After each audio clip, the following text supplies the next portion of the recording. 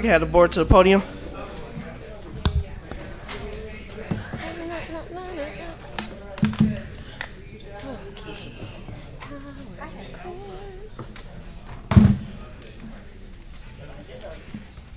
Ooh, I'm not doing it. Don't come at me. Don't get me in trouble, Miss Hannah. He ain't looking though. All right, 7:07. The board previously met in closed session under exception C1, C6, C11, C10, and C21. Get me in trouble, Miss Hannah. Can I have a roll call, please?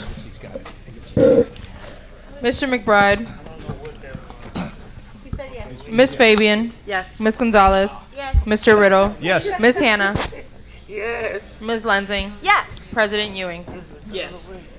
We do have a quorum. And I'm sorry, Mr. McBride, I'm trying to get you in. I had a button under here. It's not working? There he's got it. He's got it. All right, so we would I do have a quorum, so I'd like a motion to go back into open session. So moved. Motion by Mr. Riddle, second by Ms. Gonzalez. All in favor signify with aye. Aye. Any opposed? Nay. All right, we are back in open session. Dr. Cesari, if you be so kind as to lead us in the Pledge of Allegiance. Are you okay if it's ripped out? Okay. After this, and then I'll...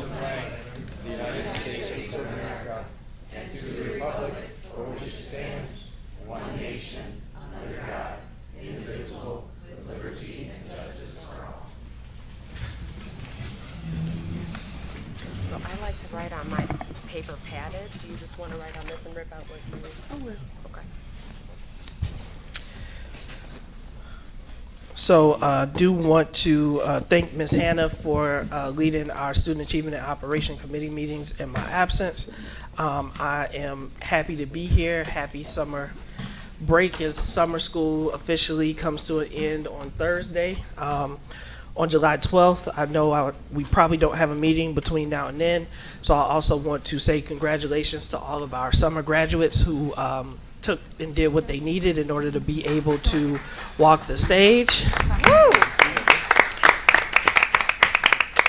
So it's always a good time to talk to those individuals, and we do it over at the Dog Pound, and it talks about, it shows determination and perseverance. I will be brief in my remarks.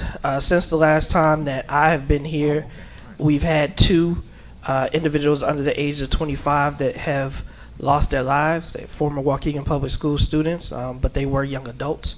And one of the things right now, I typically don't do it, I don't ask a lot, but the family is looking to raise resources in order to be able to support those individuals and lay them to rest. And so as we go into the summer months, as we talk about and we see what's happening in our community, I said it a couple weeks ago, it is a matter of life and death, and we can't keep playing light with it. So if you get in touch with me, I'll make sure to let you know how you can make payments to the family in order to support that initiative.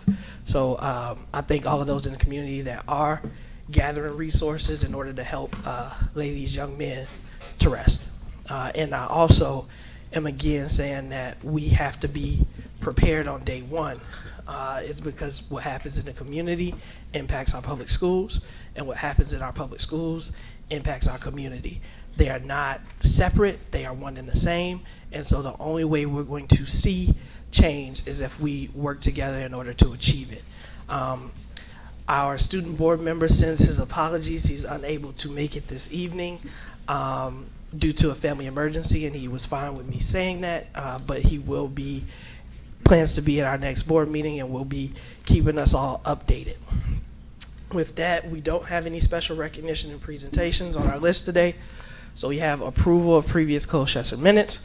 Some of this predate this board, so I am going to take those one at a time because the April 20th and May 2nd predate this board, and then everything else, I think all board members were present of the current board. So I'll do 8A, approval of the minutes of the special open session board meeting for April 20th, 2023. Motion to approve. Second.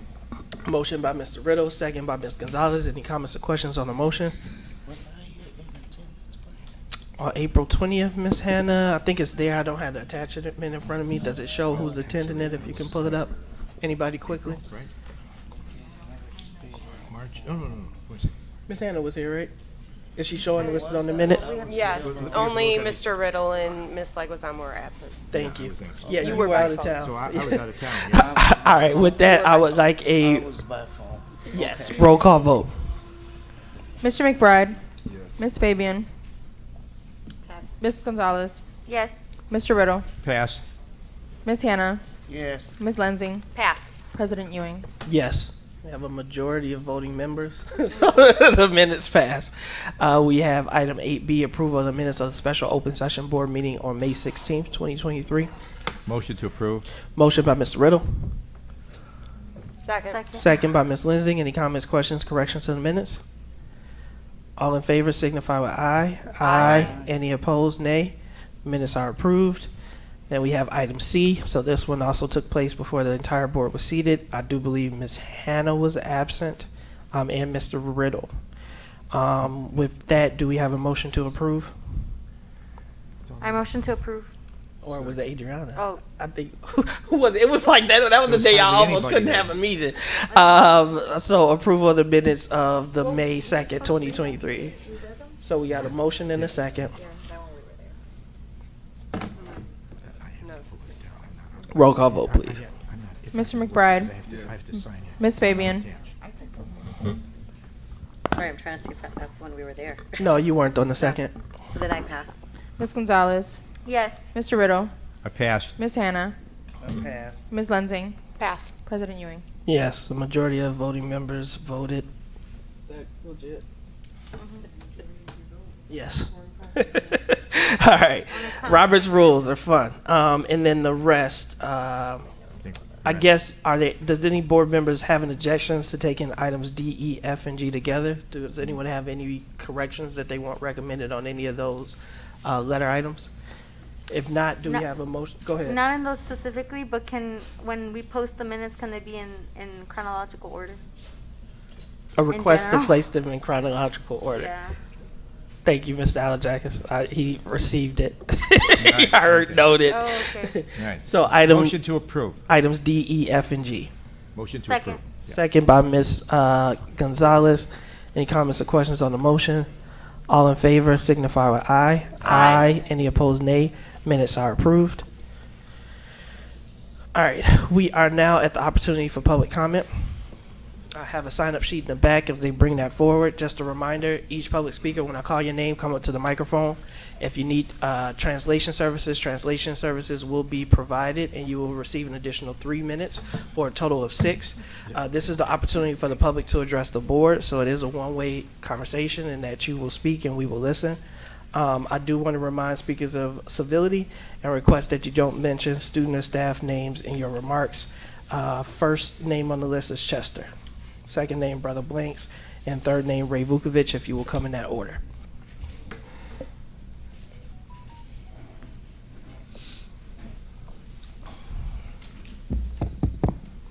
You working? Yeah, I talked to a couple of school boards in the county and how they run when they go out and go to different towns or different states and that. There's only 4 or 5 times a year they go out. And they don't bring anybody unless they get the votes. So I'm just wondering, why don't we always have to go out and spend money and then bring it back here and tell everybody, the school board and everybody, what they learn on these trips? That's what I'm wondering. Spending all this money, like going to Puerto Rico, spending $40 million or $30 million. Nothing. 7 years, nobody's come here and explained why the children are failing. Can't read, no English. That's it. Thank you for your comments, Mr. Chester. Brother Blanks.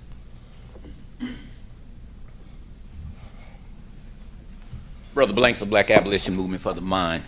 As we are now approaching the 4th of July holiday, I have something I'd like to share with you all as a United States Army veteran and also as the author of the Star-Spangled Banner.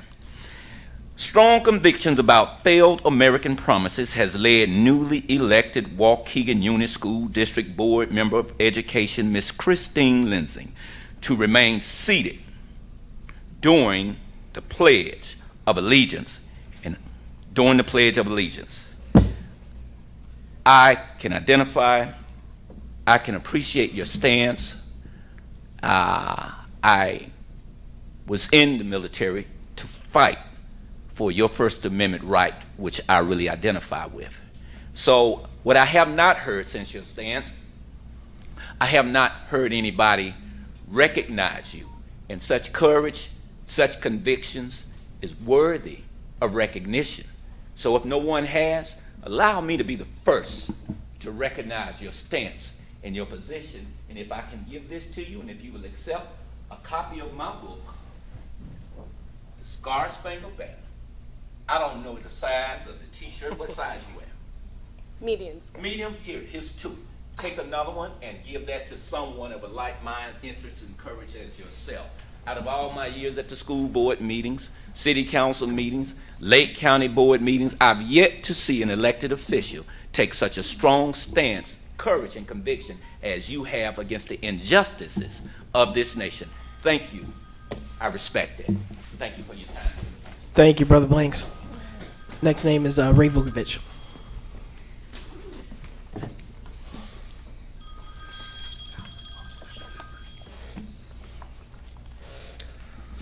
Good evening.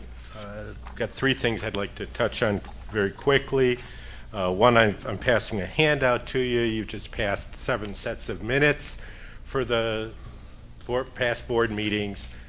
This is a document from an organization that you belong to, you go to training for, and they outline, and I've highlighted, what the law says, just in case, this isn't Vukovic just making stuff up. This is the law. I've brought it to your attention numerous times. I've reached out to the Attorney General. They've slapped your wrist. There's one last option, and that's going to this circuit court. And if you look, the last page, the penalty on that is up to a $1,500 penalty for an individual that violates it. And when I complain about the minutes, I'm not talking about the young lady in the back who does it. I'm talking about the superintendent, who's also the secretary of the board. She's your only employee, or one of 2 employees, so you need to manage that employee and make sure that that is done in a timely manner. Second item is also on the agenda. There's a settlement agreement for an incident that some of these board members here, some are gone, some did not vote for it. One passed last April or last August, and now it appears that the board's going to spend $400,000 to settle for a settlement. Who recommended that? You didn't just decide on your own that you were going to do it. Who recommended it? And that person should be looked into and held accountable. You took somebody else's recommendation, and it's costing the taxpayers $400,000. Come on now. The last item's not on the agenda, but my understanding is that some of our legal employees, that their contracts run through June 30th of next year. Now would be a good time for you to reach out and find a company that can come in and do an assessment of your legal services to find out, are we really getting the bang for our buck? How many times do we have to have our in-house legal counsel recuse themselves because they knew about something that happened in the building, and then we're hiring another company?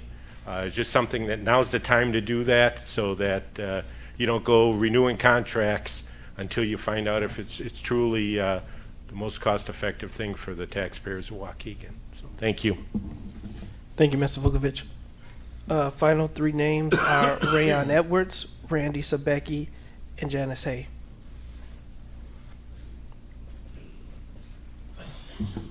For the first time, I had an opportunity to look at the board docs before I came here.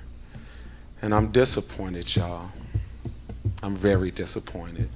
We're talking about the big boss contract. We're limiting what board members can do. When you limit what the board members can do, you limit the community. We voted for y'all. Y'all speak for us, on behalf of us, for us. Y'all have 2 employees, and as that gentleman just spoke about, we finna pay $400,000 out. We all know what's going on. It ain't no secret, right? So then I get to thinking about all the money we spent to cause this ruckus, man. And then all this money we're paying the legal counsel that's sitting here, who seems to don't have a clue on what's really going on. I look at all of the promotions. I watch a top administrator spouse get promoted to administrative job over a black woman that's been kicking tail in that job. It's so disrespectful. And everybody up here acting like they don't see this or acting like they don't know what's going on. When people move to a city, one of the first things they look at is the school system. Is my kids got a good school? They look at that. And I'm asking myself, when are y'all gonna do something? Because we come here week after week after week. I watch y'all take positions, put them up. We know what the position was. Now y'all done changed the name and then changed the qualifications to fit who we want in that position. It's not okay. I don't know about how many in my community understand this, but I do. I wanted to come here to thank the district for showing up for Juneteenth. We did an amazing thing. And I don't want to stand here and neglect that I didn't have support and I didn't have a board, but for the first time in my life, my district came out, they mingled with the community, and the response and the replies that I got is beyond amazing, right? But I've been coming here every week and I tell all of y'all, and I'm gonna talk to you this time, dear. You have a lot of people come up here and talk about what they can do. I just showed you. I can get my people out anytime I want to in any space. And I've never asked y'all for $1 to do that. Let me help. Thank you, Mr. Edwards. Randy Sabecki.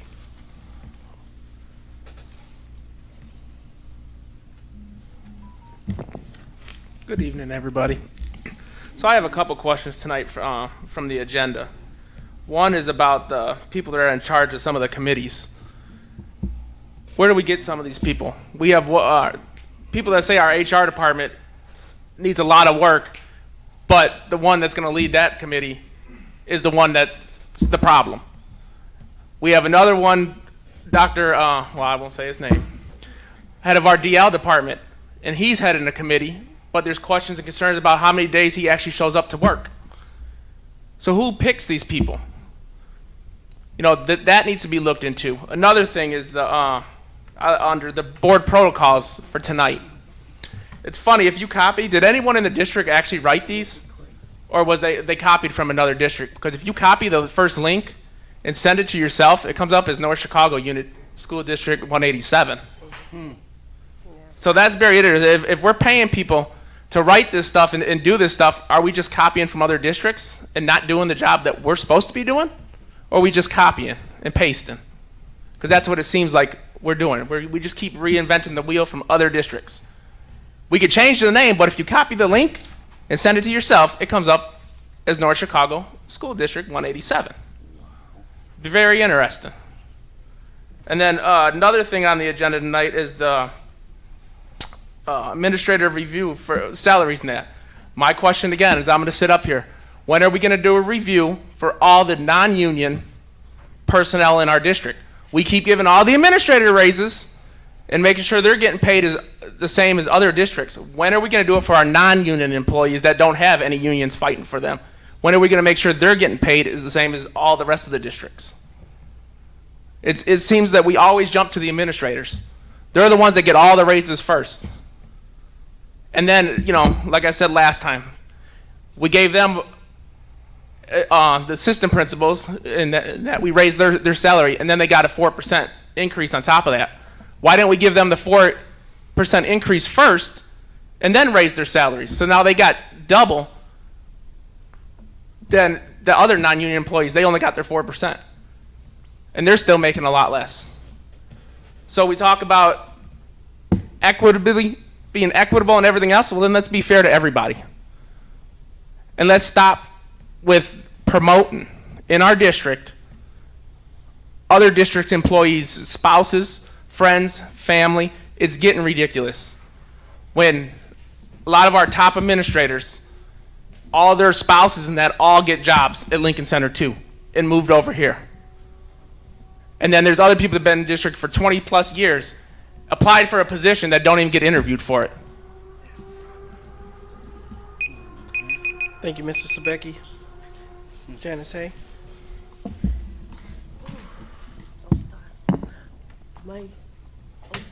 Good evening.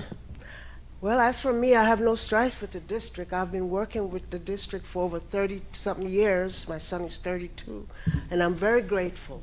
So whatever y'all do, I go along with it. So just so you know. I'm here to thank you for supporting me with the golf outing. Miss Carolina, she was instrumental coming forward and being a mentor to me. She helps create a website on the Facebook that invites people, and went over, and she found a mistake of misspelled word on multiple.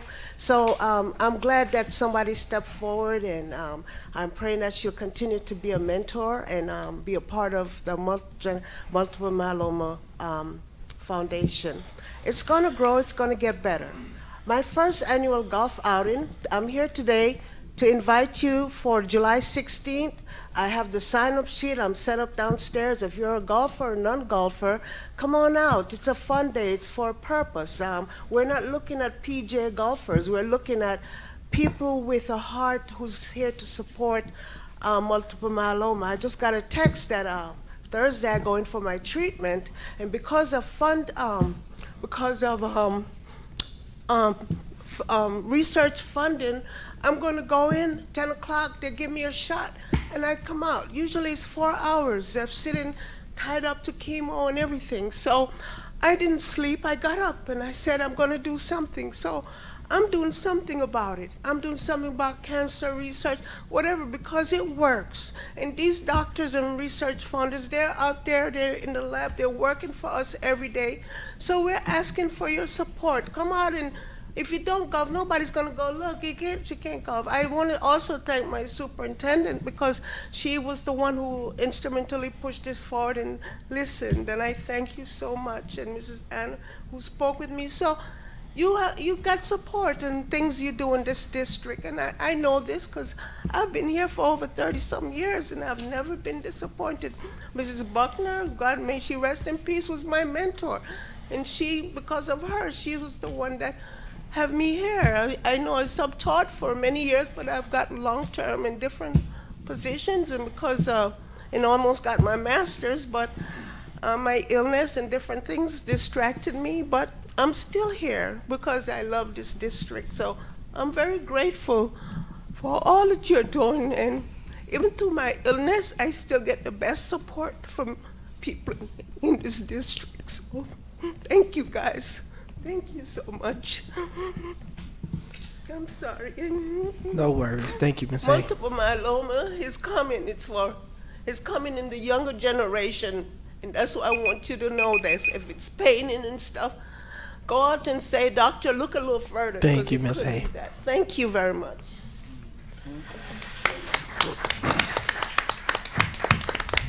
So this concludes our public comment. We appreciate and thank all of the speakers. Next up, we have our consent agenda.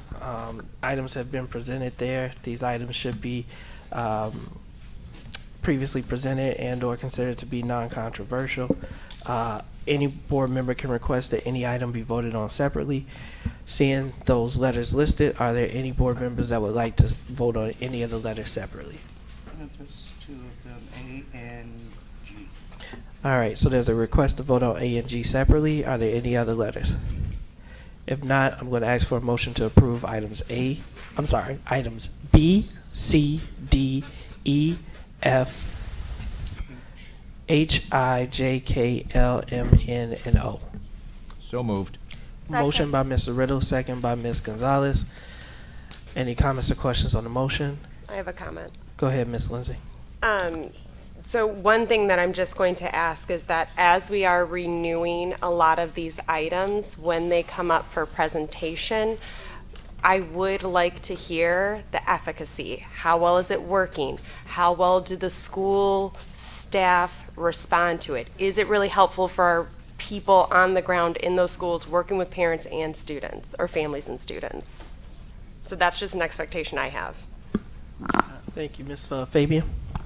Just a quick comment on the technology purchases. I know that some of the technology that we purchase is available for staff and student use, but I don't think that's communicated enough. And so I see that we're purchasing some other big items, which would be potential use for staff and students. So I just want to highlight that, and hopefully, staff starts taking advantage and filling out those forms to really utilize the technology that we're purchasing. I got one question. Go ahead, Ms. Hannah. I had asked Dr. Cesario if any of these renewals were multi-year, and I don't recall you getting back to me with the answer.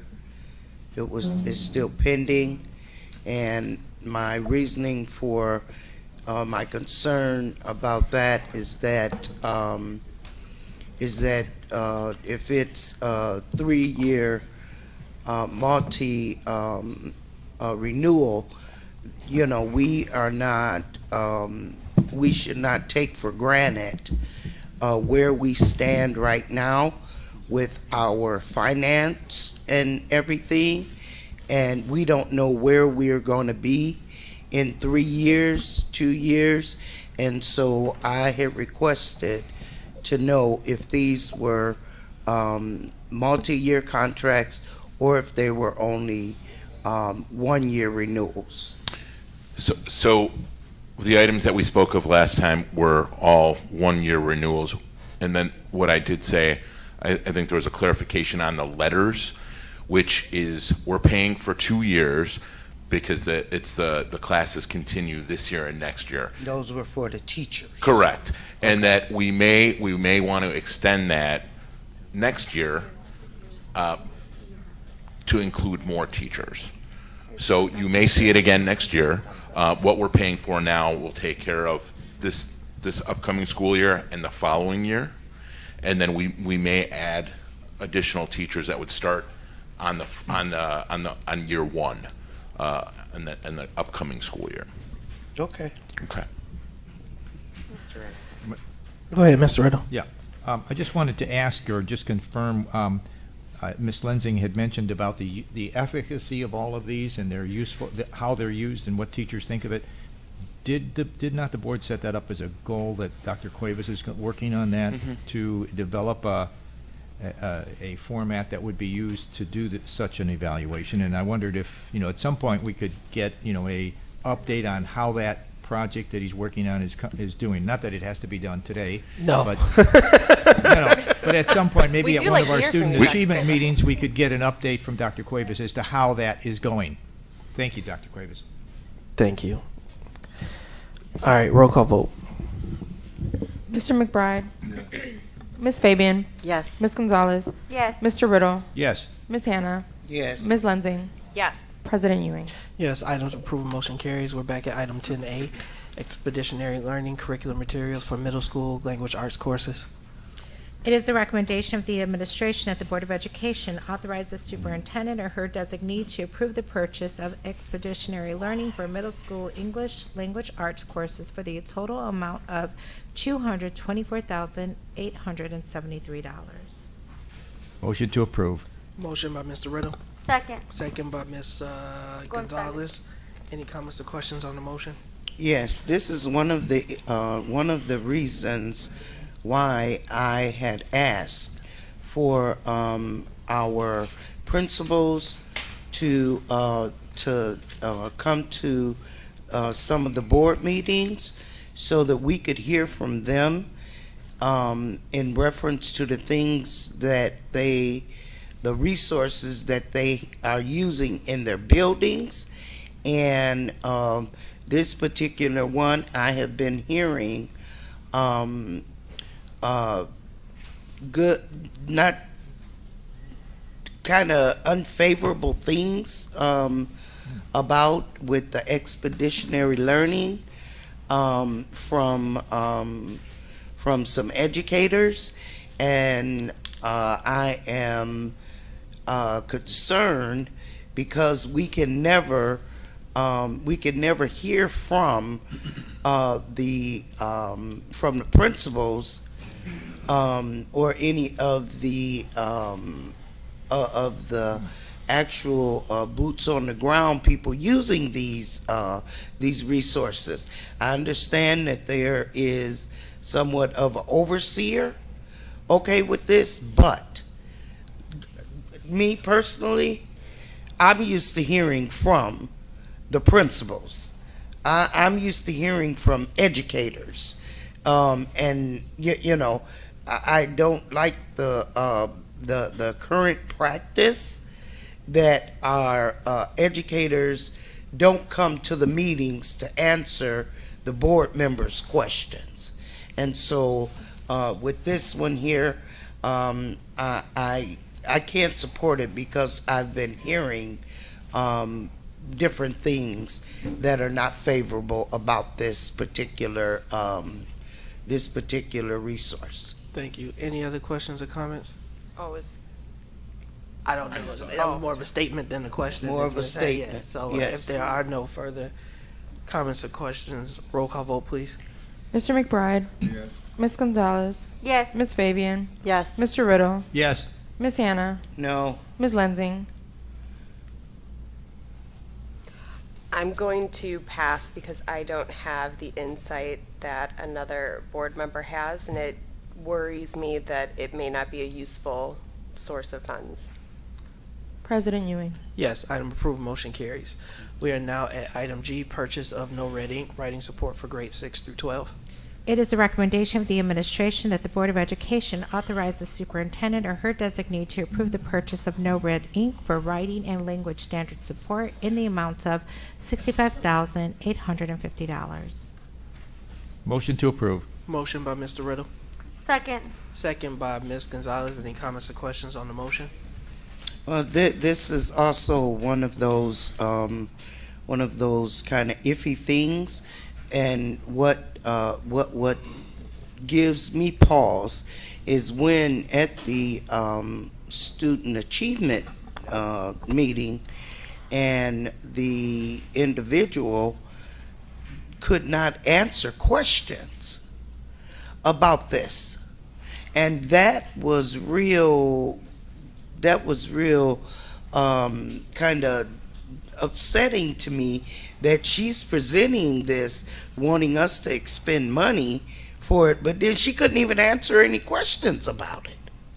And so this too is and I read all of the attachments, you know, all of the wording was real pretty and, you know, well put together and all that stuff. I'm not sure it was from the lady that presented, but it just didn't, it just does not seem like this is something useful, because that too, I have been getting kind of negative comments from educators regarding this. So I'm just, I want that noted.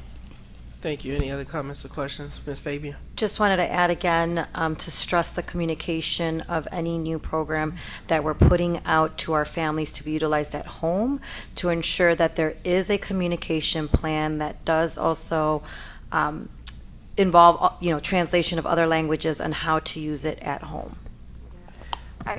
I will echo Ms. Fabian's comment. I think that was a direct ask that I had requested that would make me more comfortable approving an item like this. I have Ms. Lindsay?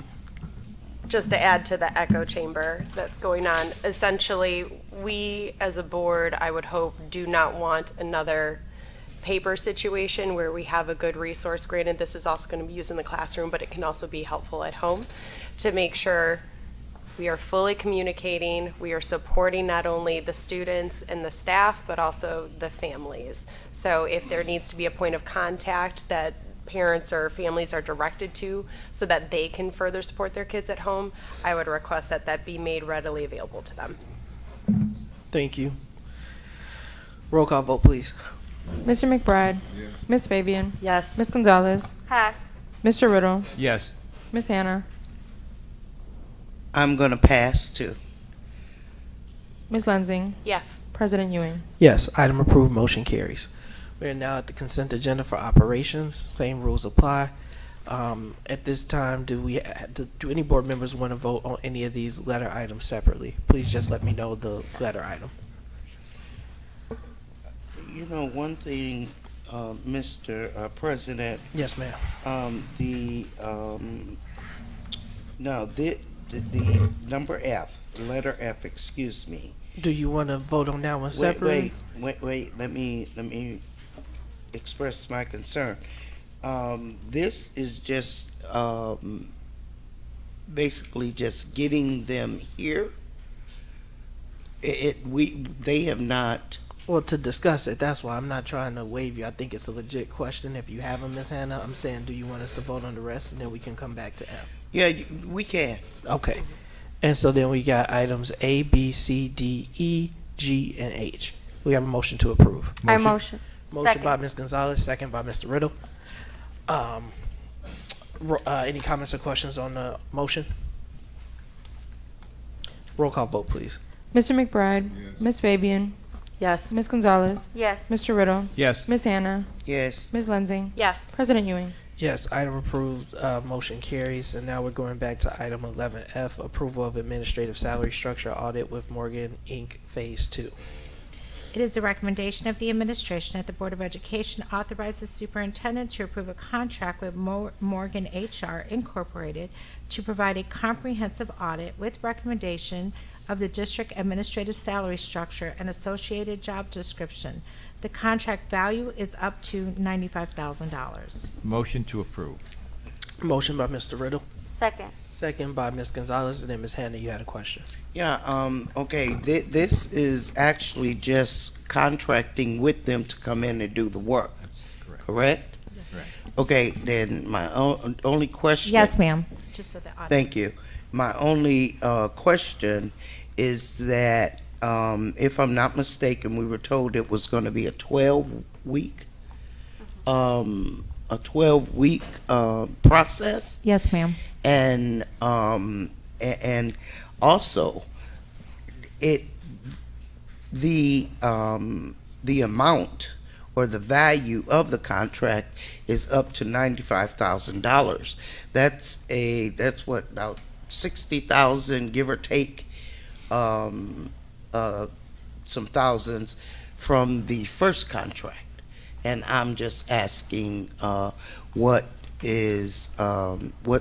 prompted that or surrounding that. Mr. Moulton, I'm going to ask that you come to the podium, but I do believe in his response he will say that there are more job classifications that they are looking in this second contract. So I will let Mr. Moulton speak on that. Good evening, members of the board, superintendent, staff, and community members. The superintendent is correct. There are additional job classifications, but it's also what Morgan HR identifies as unique job classifications or job titles and descriptions.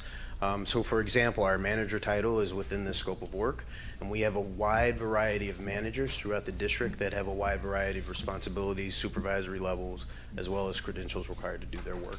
So they're looking at a more diversified scope from that perspective versus the initial group of coordinators, principals, and assistant principals.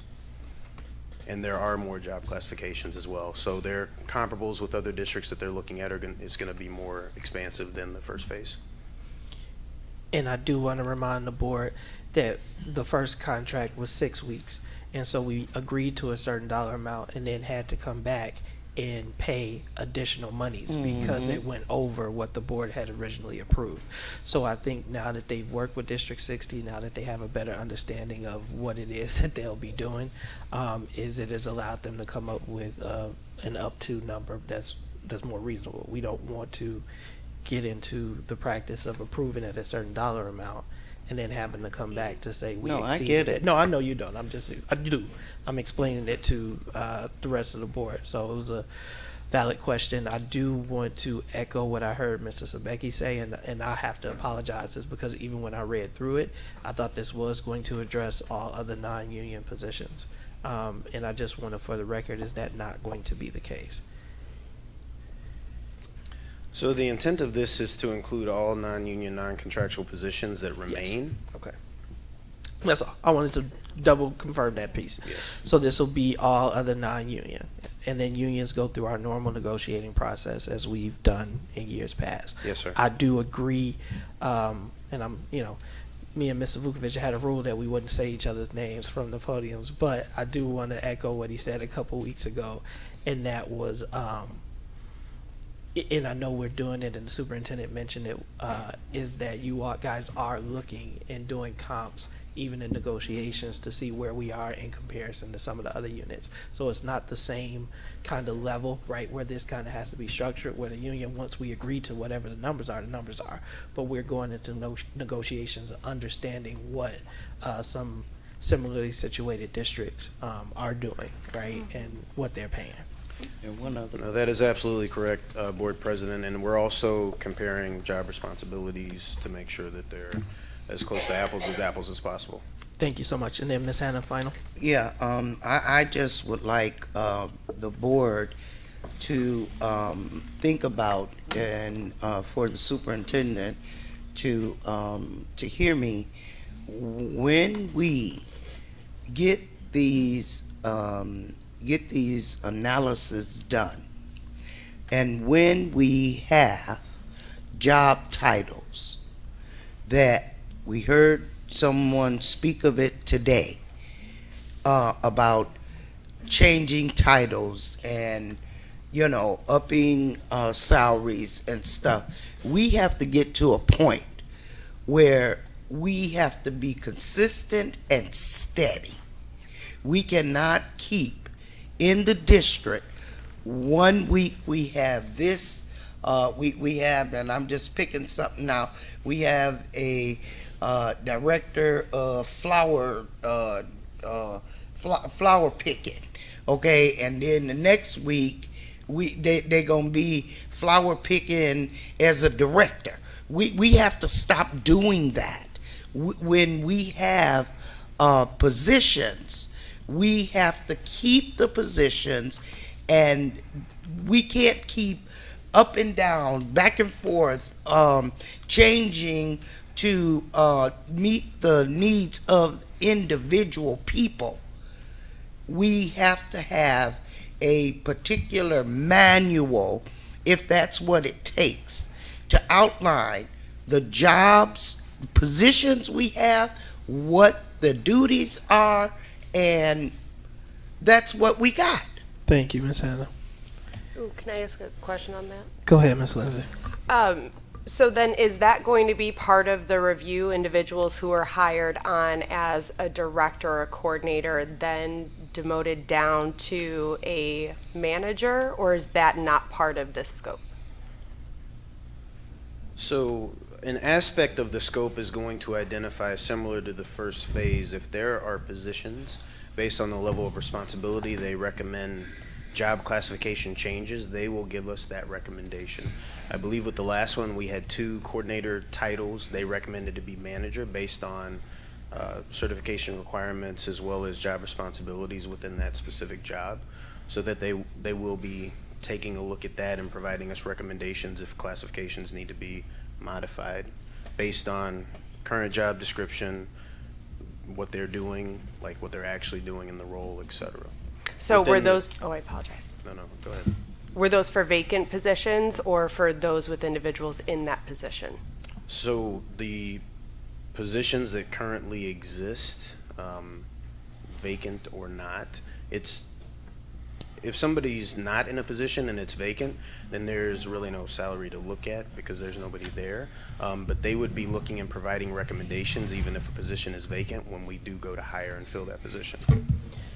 So the 2 positions that were recommended, Ms. Lindsay, did have individuals that were currently in those roles. So when those positions, if those individuals were to leave, that would have to be something that the board would consider. Yeah. Thank you. Thank you. Roll call vote. Mr. McBride. Ms. Fabian. Yes. Ms. Gonzalez. Yes. Mr. Riddle. Yes. Ms. Hannah. Yes. Ms. Lensing. Yes. President Ewing. Yes, item approved, motion carries. We do have purchases and contracts. These items have been separated. I reviewed them. I don't have any questions. I don't know if any board members do, or I just wanna, we can take them as an omnibus. Take them all, yeah. So your motion and accept. C. So we gonna take items A and B.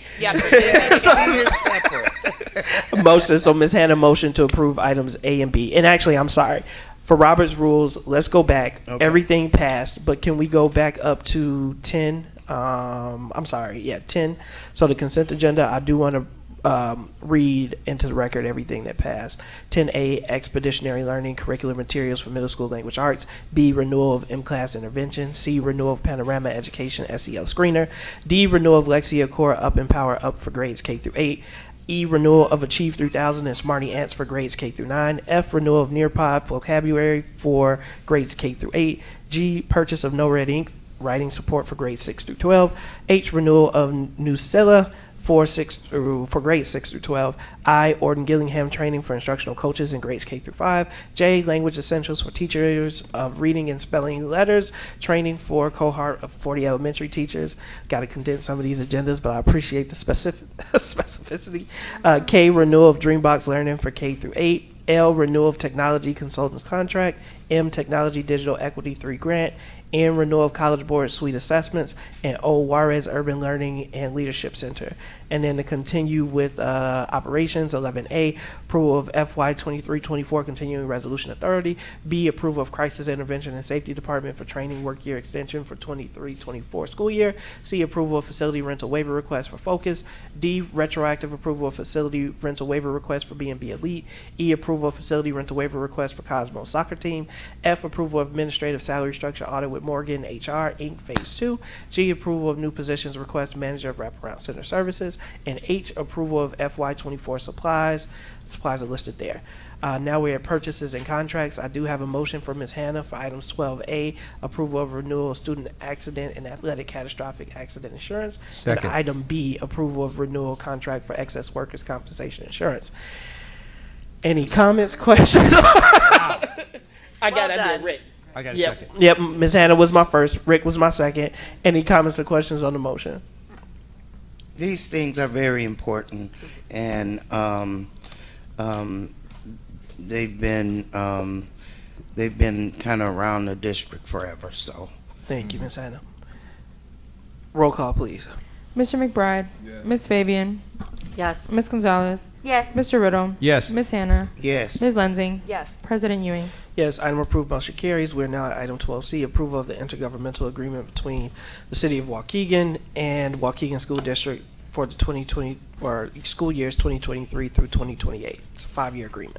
It is a recommendation of the administration that the Board of Education authorize the superintendent and board president to approve a 5-year extension of the existing intergovernmental agreement, IGA, with the City of Waukegan to support public safety services and emergency response services. Potential annual cost is $181,186.20. Can Motion we to- Sorry, can we pull up the item on the Right, screen? that's Yes. what I want to see too. Just so we're following along. Thank you. Item 12C, Mr. White. Superintendent, do you have to read that last part, an additional 60,000? Yeah, because that, Just An a- exhibit. It's a on third it's paragraph. in the Exhibit third B. paragraph.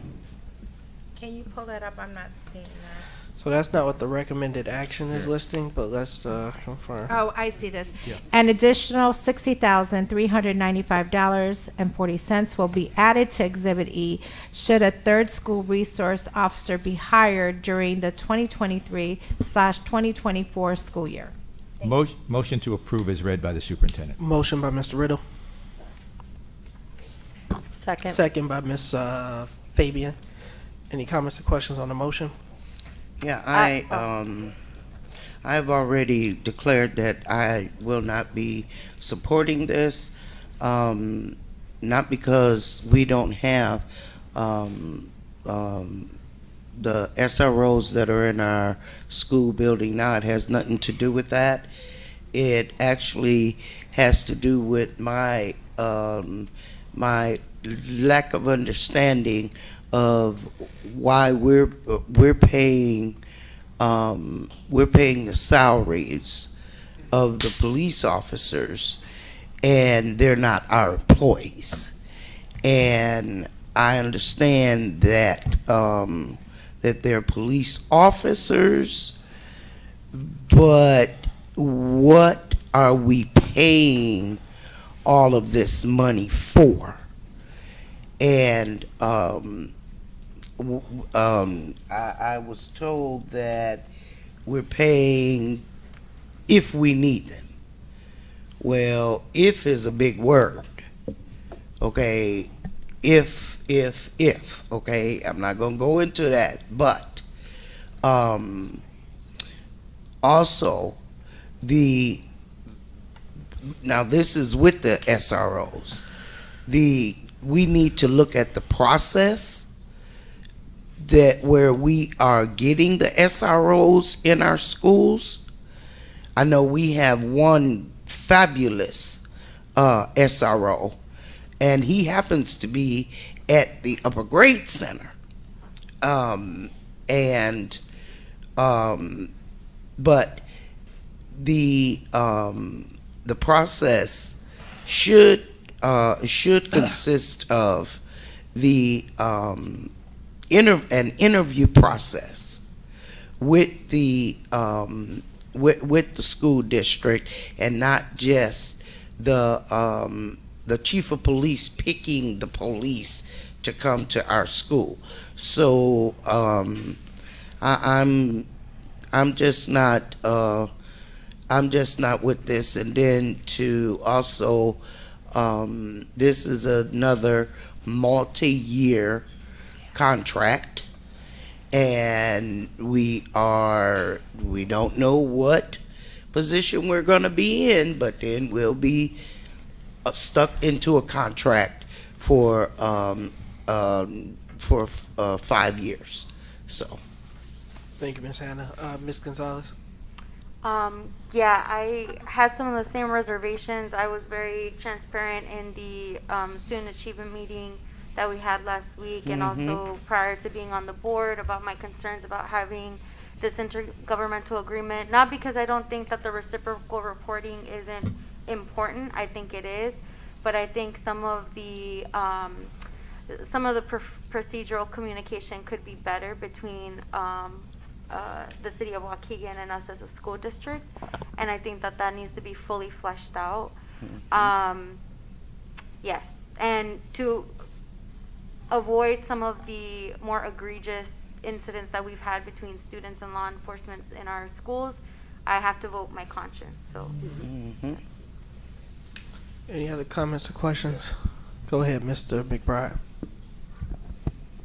I've been listening to everybody's differences, but in all intermental governments, park district, county board, they all have their separate ways of how they do things. And I recall at one time when they were here, we paid them ourselves. I mean, and now, I'm sorry, excuse me, the city paid for them to be here. That was back then. Now, I guess because of the fact that each intermunicipal government, instead of thinking about the kids, we're talking about money. My thought is the idea of that, and I said it before, with so much going on around the world, I'm looking at our kids, and whatever's going to keep our kids safe. I'm not looking at the idea of them having to have a social background, or them having to have being able to have good communication skills and all that. I'm looking at the fact that if something should go wrong in that school, and our kids don't have anything to protect themselves, so somebody should be in there. If somebody comes in there doing something they ain't got no business doing. So that's when I decide to give my vote. I'm giving my vote on those principles alone. And again, I do understand the fact that we're talking about money, that we feel that if they're going to be there, by them being we serve and protect, it should be a governmental agreement where we both at the table putting money in for our kids. But it seems like to me it's not working that way. It looks like to me that which I understand, the city of Waukegan want to make sure that we're paying for their services, but it shouldn't be that way, because when you see these squad cars walking around, it's to serve and protect, and our kids are citizens and just like anybody else in that building. But again, just because of the fact they're our kids, I don't have a problem with the money aspect of it. Somebody needs to be in there if something happens to protect our kids. Thank you, Mr. McBride. Any other comments or questions? Ms. Fabian. So just real quick, along the lines of safety, I just want to add, looking at always creating those partnerships and having a community school where, again, we're extending those partnerships at all times. And I think it's more of a issue of ensuring that our administration also knows how to utilize those officers that are in their building. I'd like to say something on this, if it's okay. There's been a lot of work done around this topic with a webinar or a engagement opportunity with Mr. Moulton, Mr. Harris, and our previous chief, Mr. Wallace. We've also had policy committees, which I know that Mr. McIntyre sat on, and maybe a number of people in here in regards to how do we interact with our Waukegan Police Department. I completely understand the concern and where it comes from, and I completely understand the apprehension or the moral stance that someone needs to make on this. My concern as a superintendent in this day and age on what's happening around across the country is that if we don't have this and something happens, then what is the response of the district or us as a board, number one?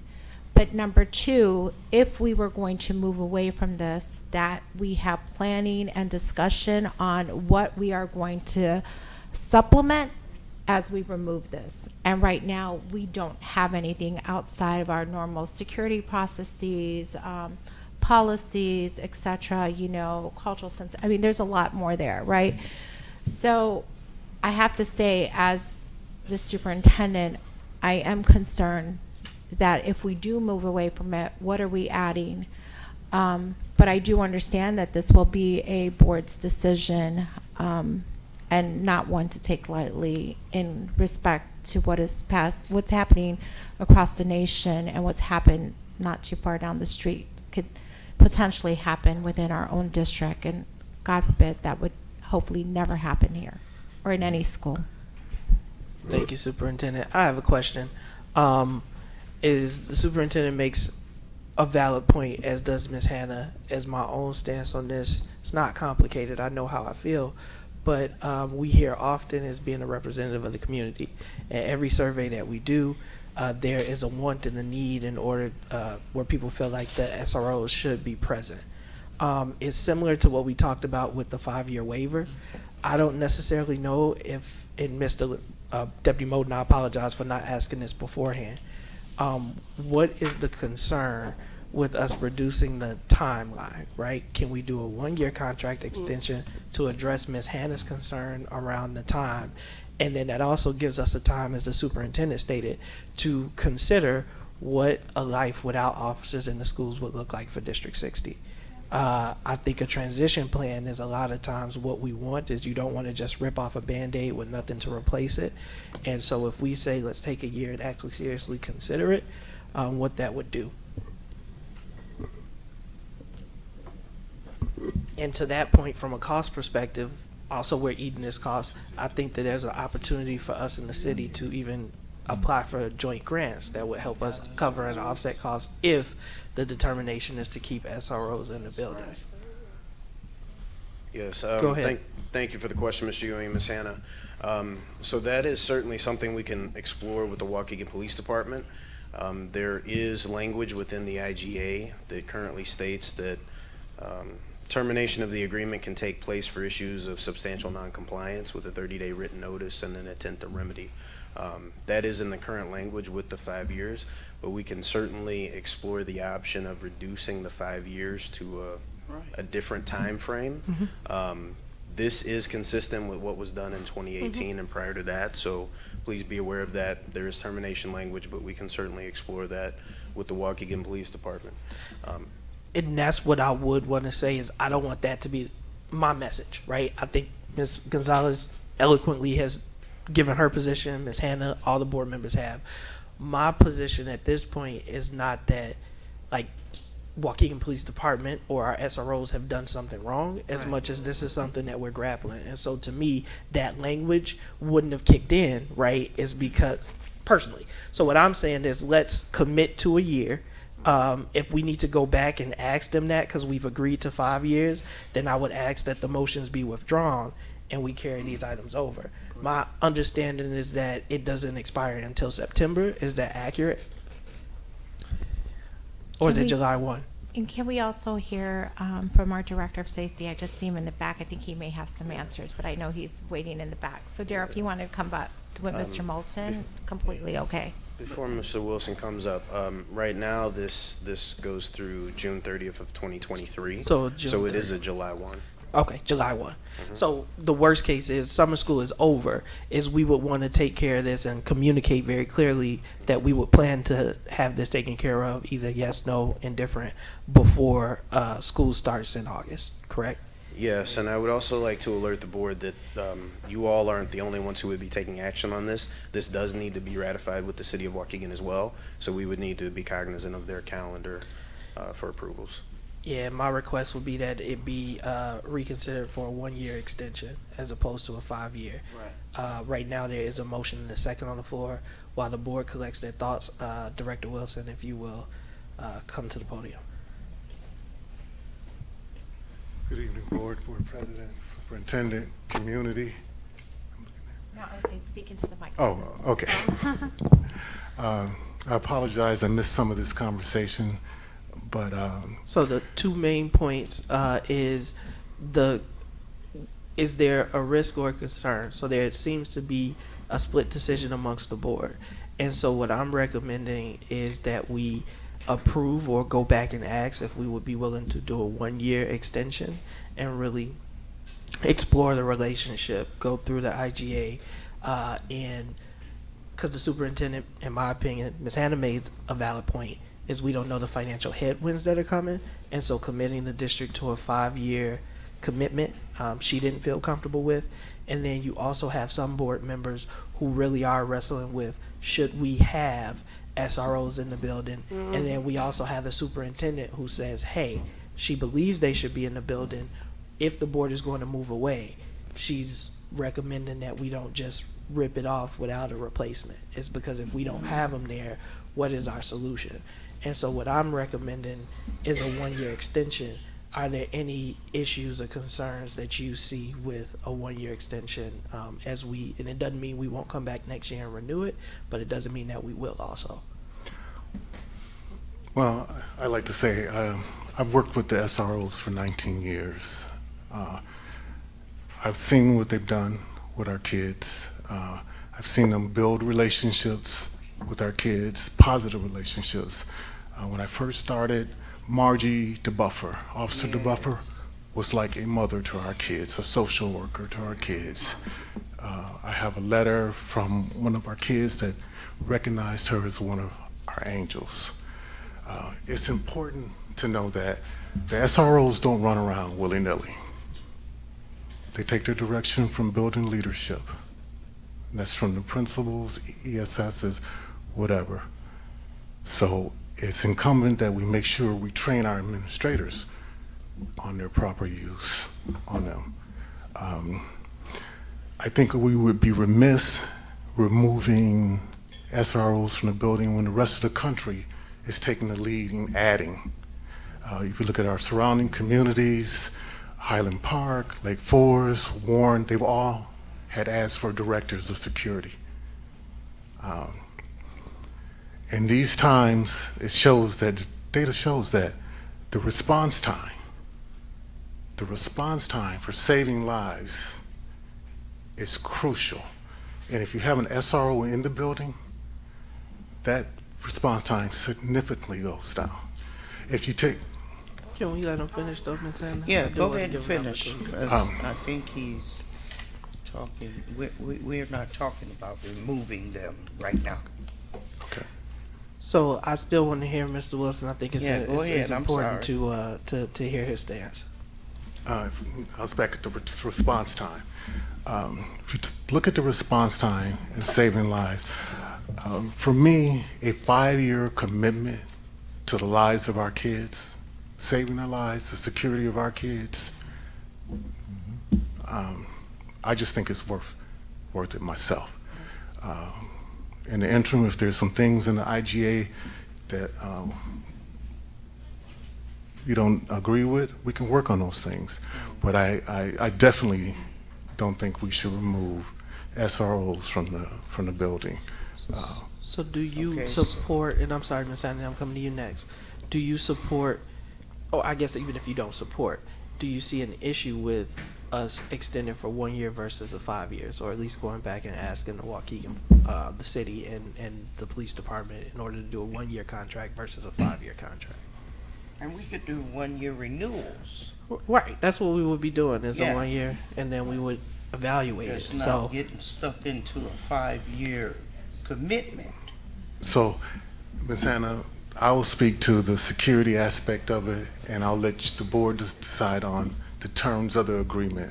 I just want you to know that I think it's important, and important that the police department, our parents, and our community know we're committed to the safety of their kid. And I think a 1 year renewal basis says, well, maybe next year, to me, that maybe next year we might not think it's important.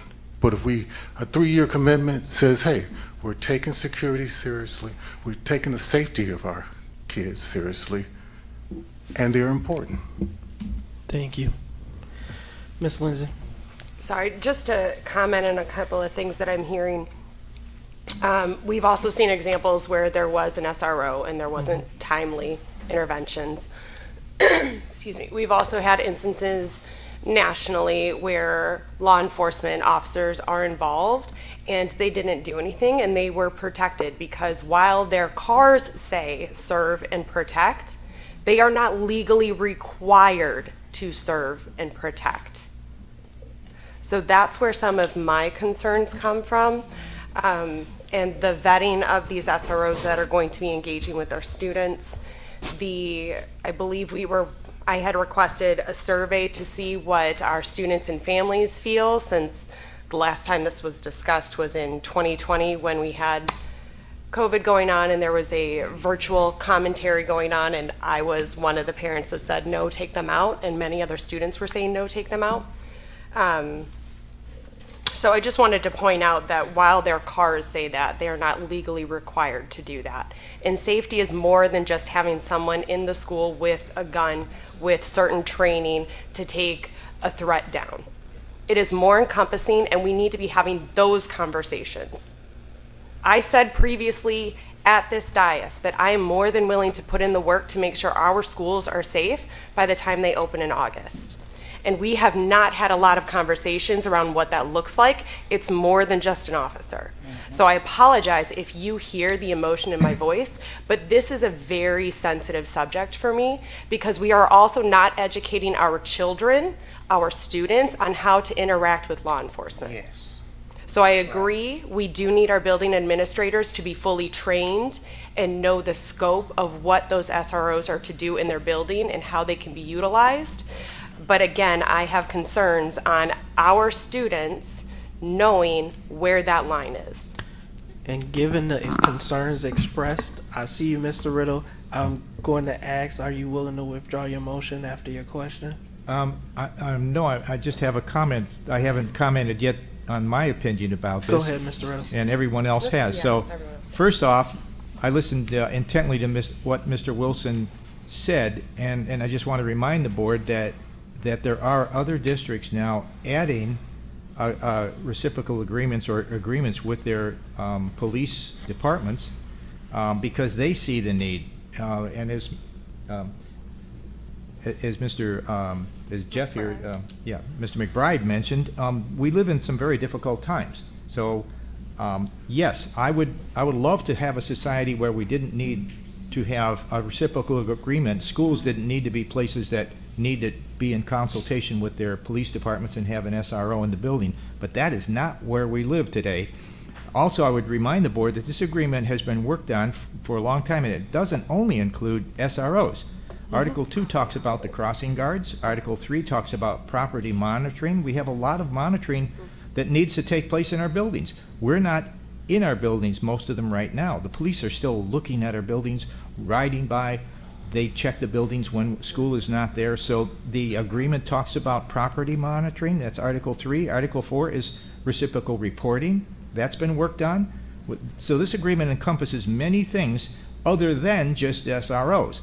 So it is a 5-year agreement, and as Mr. Wilson has mentioned, and Mr. Moten mentioned, we can talk in the agreement about if we felt in the future that we didn't need SROs, we can still, if that's 1 year out, 2 year out, 3 year out, we can still terminate that part of the agreement. But the agreement encompasses many more things. So I think I behoove the board at this point to approve this agreement. It sounds like we don't have enough time right now. School's going to be starting. The police have to approve the other side of this once the board approves it. So, no, I'm not willing to withdraw my motion at this time, sir. Ms. Fabian? So, are we withdrawing and amending to the 1 year? Sorry, are we withdrawing and amending to the 1 year? That's up to you all. What I would consider, right, is I'm telling you, I don't believe the support is there. And so we call this question, and we go, and it's a 5-year agreement. It doesn't mean that the administration can't come back with another recommendation, but I believe that it would be more prudent to take the time to get the questions answered, as opposed to taking a vote of no. And that's me, right? You all do what you want to do. I can't support a 5-year agreement at this time. Right. And I got another question. Go ahead, Ms. Hannah. Okay, now, I am really concerned about this intergovernmental agreement. Yes. And please, I don't want anyone to misunderstand. My concern is not taking the SROs out of school. That's not my concern. But how are we including in that intergovernmental agreement about our crossing guards? Our crossing guards, we pay them. They're our employees. So why are they included in that intergovernmental agreement? Mr. Moten. We pay for our crossing guards. We do. I know they used to be with the Waukegan Police Department, but they are now district employees. So they shouldn't even be included in that agreement. So you are correct, Ms. Hannah. They were city employees about 12 to 13 years ago. They are now district employees. There is a reference there. We have modified the training for them as of this last year, but there's a reference there because we could go to the police department for training options. The credit that was previously in Exhibit E, which we did receive because they were city employees, has now been removed because that provision has come out the last, like I said, 13 years, 3 to 4 intergovernmental agreements. But you are correct. They are district employees that work in the transportation department, and currently that is where their training assignments requirements come from. Okay. We need to update. Mr. Wilson, may I ask a quick question? So just to manage expectations, if we held this vote tonight, I got 2 questions. If we held this vote tonight, would this impact the start of the school year? It possibly could, because the police department has to put out the job requirements. They have to staff as well. And if they're not going to know if we're going to have an agreement, it could possibly. I can't say for sure, but possibly yes. Second question is, if the board took a vote tonight for a 1-year contract with the consideration of a renewal by January, would that be a question or an agreement that you would need to touch base with the Waukegan PD before the board voted? I believe so.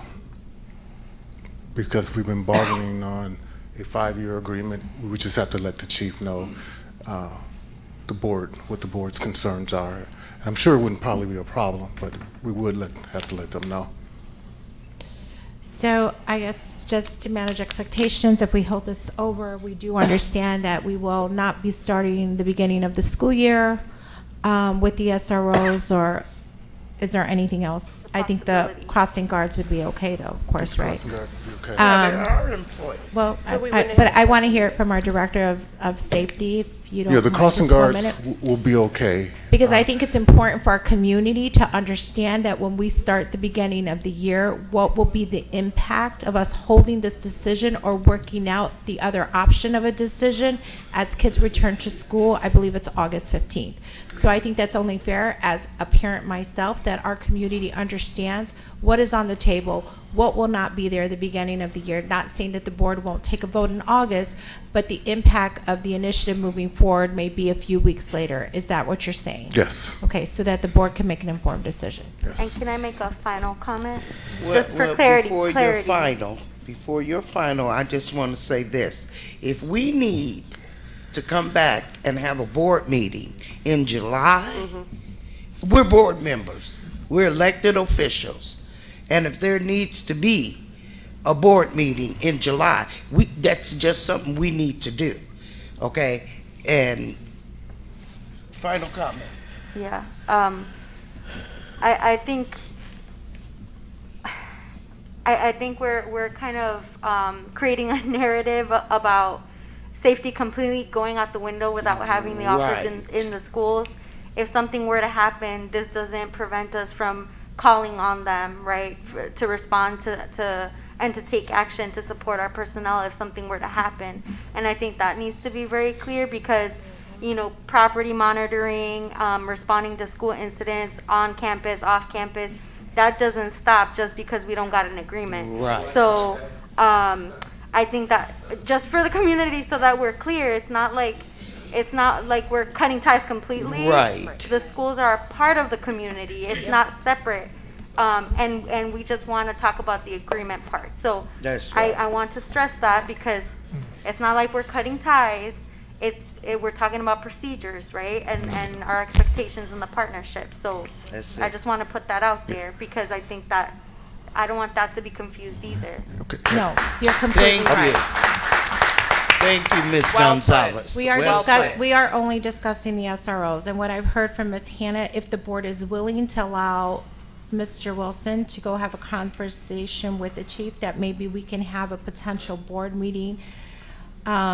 It's up to the board. The board is usually off in July. Then we can We go do already that. have one meeting scheduled in we- July. That's why the narrative, I'm sorry to interrupt, Superintendent, of us not being able to vote or take care of this before school started, right, it will be impendent upon Yeah. the board, right, to be responsive, because I apologize. This was something I wasn't here last Tuesday. I still had questions, and I do want to be respectful in that I didn't ask those ahead of time. So Right. administration moved forward because they didn't have a lot of, and I don't know. I saw there was a lot of conversation last week around the SROs. I don't think after it was posted, anyone kind of submitted questions ahead. So now they are going back based on this conversation. So I do want to be respectful in that we understand that you all brought it forward. And again, it was going to either be voted on yes or no. I'm telling you all that I would have to vote no for a Right. 5-year contract. And what I'm also saying is that instead of voting no tonight, I would like us to go back and say what we consider a 1-year contract. Yeah, Board Knowing President, that, I withdraw my motion. I withdraw my motion. I would recommend that we amend to 1-year contract. And that allows us time to really evaluate it. Again, Right. it doesn't mean, to the superintendent's point, we can come back in January if we talked and say we're doing it or we're not. Right. Right, yeah. No, I wouldn't recommend it without talking to them. Our staffs have agreed in principle, which is why they're presenting this Right. recommendation. Right. And so That's right. now the board has given instruction that can you go back and consider a 1-year contract? And if they say yes, I expect that to be what's brought back unless there's any further commentary or questions from the Board of Education. Renewable. It's always renewable, but Right, yes, but Right. no, it has to be said so that it's not like cut and dry. We just want a 1-year contract. Understood. That's it, that's all. Right. Renewable. They're renewable contracts after each year.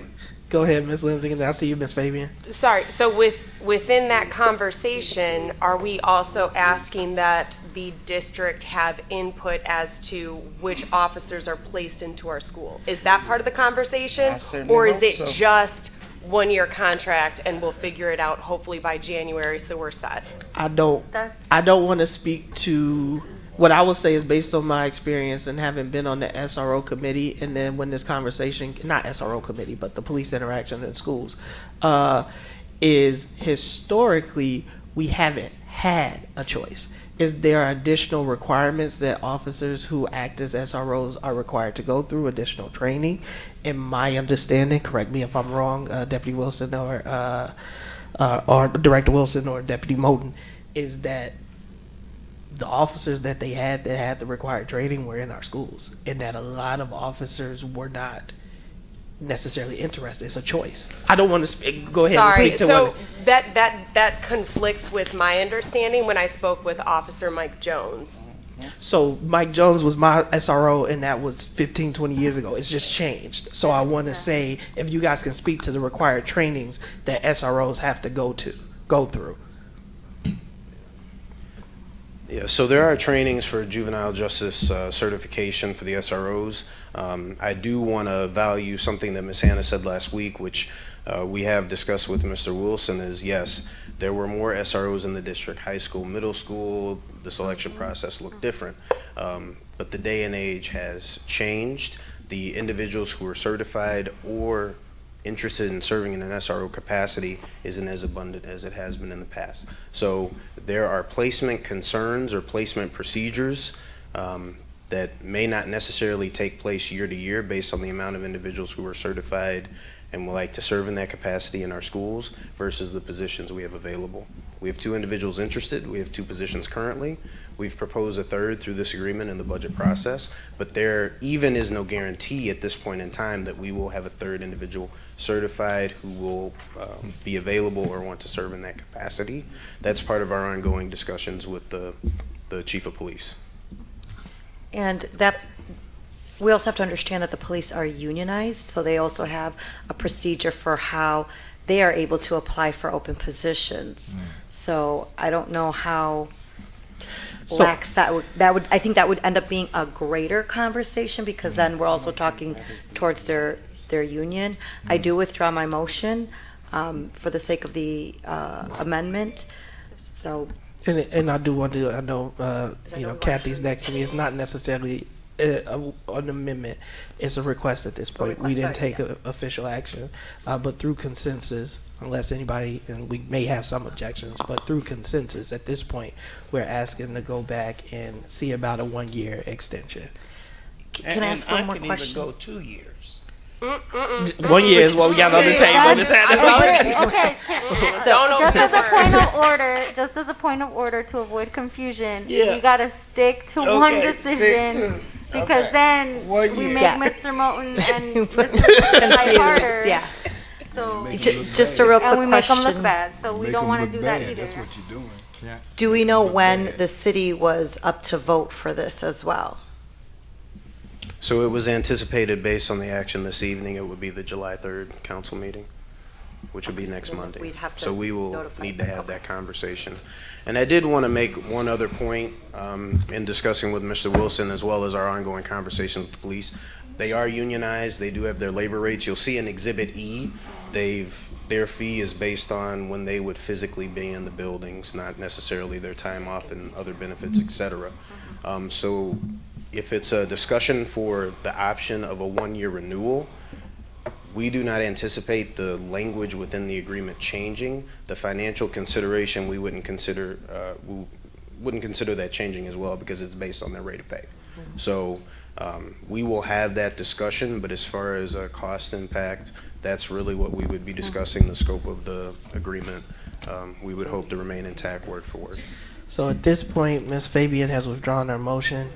Is there any other second, or are you willing to withdraw your first? Mr. Riddle did interrupt. So if Ms. Riddle is withdrawing this first and second, then the motion, right now, at this point, conversation ceases. Yes, you're holding the matter. Yep. I have a question, just to be perfectly clear on what you're asking the administration to do. Are you asking them to see if the police department is willing to do a 1-year renewal of the current agreement, or take the current language and cost for 1 year? The Yes. current language and cost for 1 year. Thank you. Are they getting paid double? All right, that's now. Well, that's a question for follow-up. All right, under personnel items 13A, we have, and Superintendent, you have the correct motion, correct? Yes, I do believe, not with the XA3 was the, XA3. yeah. Hold on. All right, so we have item 13A, personnel for 6/27/2023. It is a recommendation that the Board of Education accept the recommendations of the administration to approve the appointments, retirements, and accept the resignations that's found on schedules F1002, F949. Is that she on that one or no? Keep going. Okay. No. And G660, With the exception of. with the exception on XA3. Right. All right. Do we have a motion? We have the motion. Do we have a motion? So I moved. Motion by Mr. Riddle, second by Ms. Gonzalez. Any comments or questions on the motion? I have a comment. Go ahead, Ms. Lindsay. So, again, I feel like I've said this multiple times. I taught in the Philippines and I worked with many great Filipino teachers. So please understand that this comment is not to disparage anyone, but we've had people come to the podium to speak on individuals that were selected from the Philippines or Spain or Puerto Rico to work with our students and concerns about there being a language barrier. Even if it's speaking English to English, there have been some concerns, even some other outside tools so that our students can understand those who are providing the instruction. I was given information by our director of HR that he's been getting nothing but positive feedback from the buildings and from principals where they're saying, we trust you, it's been great, please place them in our schools. So I was told that I can speak with principals regarding this matter, so I hope that's true. If anyone wants to reach out to the board to talk about it, they're more than welcome to. My concern is just making sure for the amount of people that we have screened and are hiring, that they are the best possible individuals for our schools. And Mr. Figueroa, thank you for coming up. I also have a question on what sort of intensive recruitment efforts are we doing stateside? Are we going to the colleges? Are we at all of the community events? Are we at local Lake County events? what are the local efforts for recruiting? Good evening, members of the board, Ms. Plasencia, and members of the public. I will ask the Assistant Director of Special Education, Diverse Learners, to come and provide you with some information regarding what is on the agenda tonight, which is the approval of individuals that are qualified and licensed by the State Board of Education in the state of Illinois. So there should be no conversations where we make differentiation based on the place of origin of this individual. But he will be able to answer your questions regarding their performance for the Filipinos that we have been recruiting, because that is what is on the agenda tonight. Please. Good evening. So we have had a number of staff come over the last few years from various countries, including the Philippines. We've had some from Puerto Rico, and at first I shared some of concerns because I wasn't convinced, and then I met the teachers, and then I worked with them, and we have gotten nothing but outstanding staff from the recruiting efforts. The teams from the Philippines, they do a fabulous job.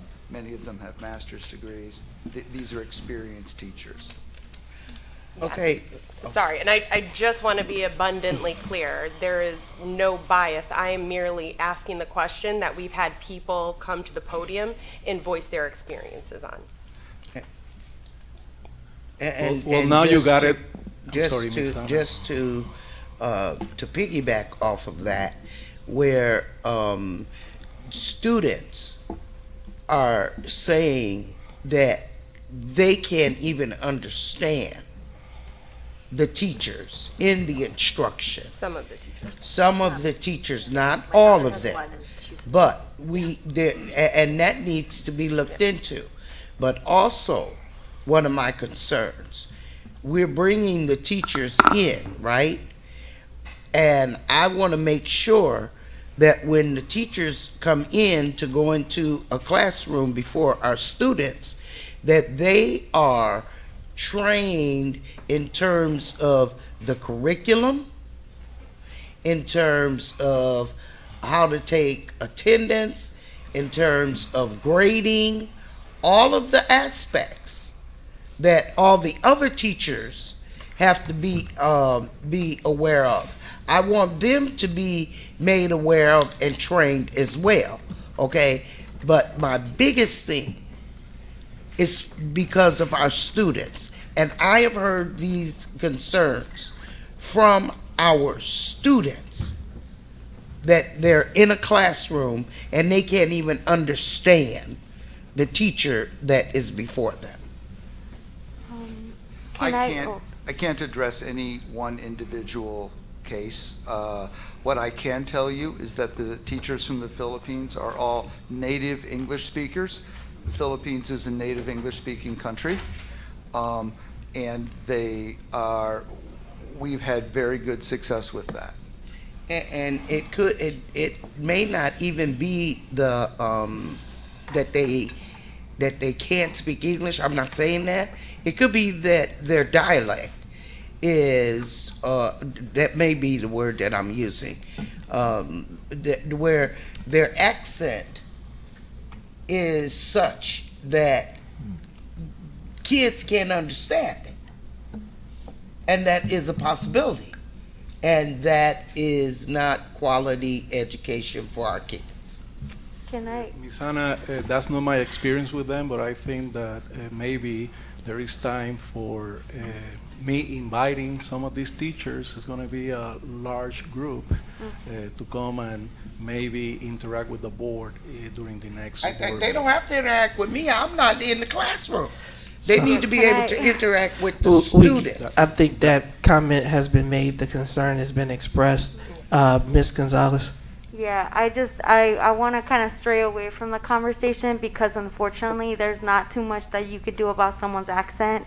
You know, those are things that you can't necessarily change about somebody, and I get it. At the same time though, and I know the students can, you know, respectfully, right? I want them to know that I'm saying this to hold them accountable and to be real, is that some of our students struggle to understand our perfectly, English native speaking teachers about what their instruction is in the classroom. And it's not about them not understanding. Sometimes they're not paying attention. Sometimes they're not behaving. And so it's a two-way street, right? So I want to be very real with them about what that means. For me, looking at myself, I've been told that some of my comments and speculation about our foreign teachers has come out demoralizing, has been disrespectful. And I own that because I didn't know them until I knew them. And I think that if we're talking about training, absolutely, I'd suggest that across the board, especially for our diverse learner staff, because we have concerns in that department. But I want to not make it about place of origin. I can respect that. Moving a little bit tangentially, I have had problems with the way that we document personnel recommendations. I think they need to be alphabetized. And I think we need to know for administrative appointments when their start date actually is and how long they've been with us. So those are two things that I would like to just be added or amended because we run into the issue of, yes, we know we're hiring these personnel, but we're running into issues of like simple inaccuracies all the time. So I just wanted to put that out there, and I'll be quiet. Thank you. Yeah. And I apologize, but this isn't the opportunity for the public. It's not a student achievement operations meeting. Go ahead, Ms. Fabian. And this is totally different topic. I just want to say happy retirement to Arlene Von Brock in case she's watching, because it did come as a surprise and she wasn't able to attend the banquet. So it was a pleasure working with you. Board President. Yes, go ahead, Mr. Riddle. I just want to say that I would encourage the board members that haven't had an opportunity to talk to many of our teachers from the Philippines to hopefully they will do the program that they did at the school. At Jack Benny. They didn't do it at Jack Benny. They did it at Clark last year. It's a wonderful program. They highlight their culture. I talked to many of those teachers. I was inspired by them, and we also are. They're sharing their culture with our children. So it is an asset that our children have. I think if that opportunity is offered again this year for their cultural event, we had 65 teachers there from the Philippines that shared their food with us, their ethnic food. They shared, they danced, they sang, they performed, they talked about their countries. It was a great opportunity to meet them and interact with them. So if it's offered again, I hope some of the board members will attend because it'll reassure you that we are indeed getting quality individuals from the Philippines. Thank you. I don't even understand what the issue. It's not even about us.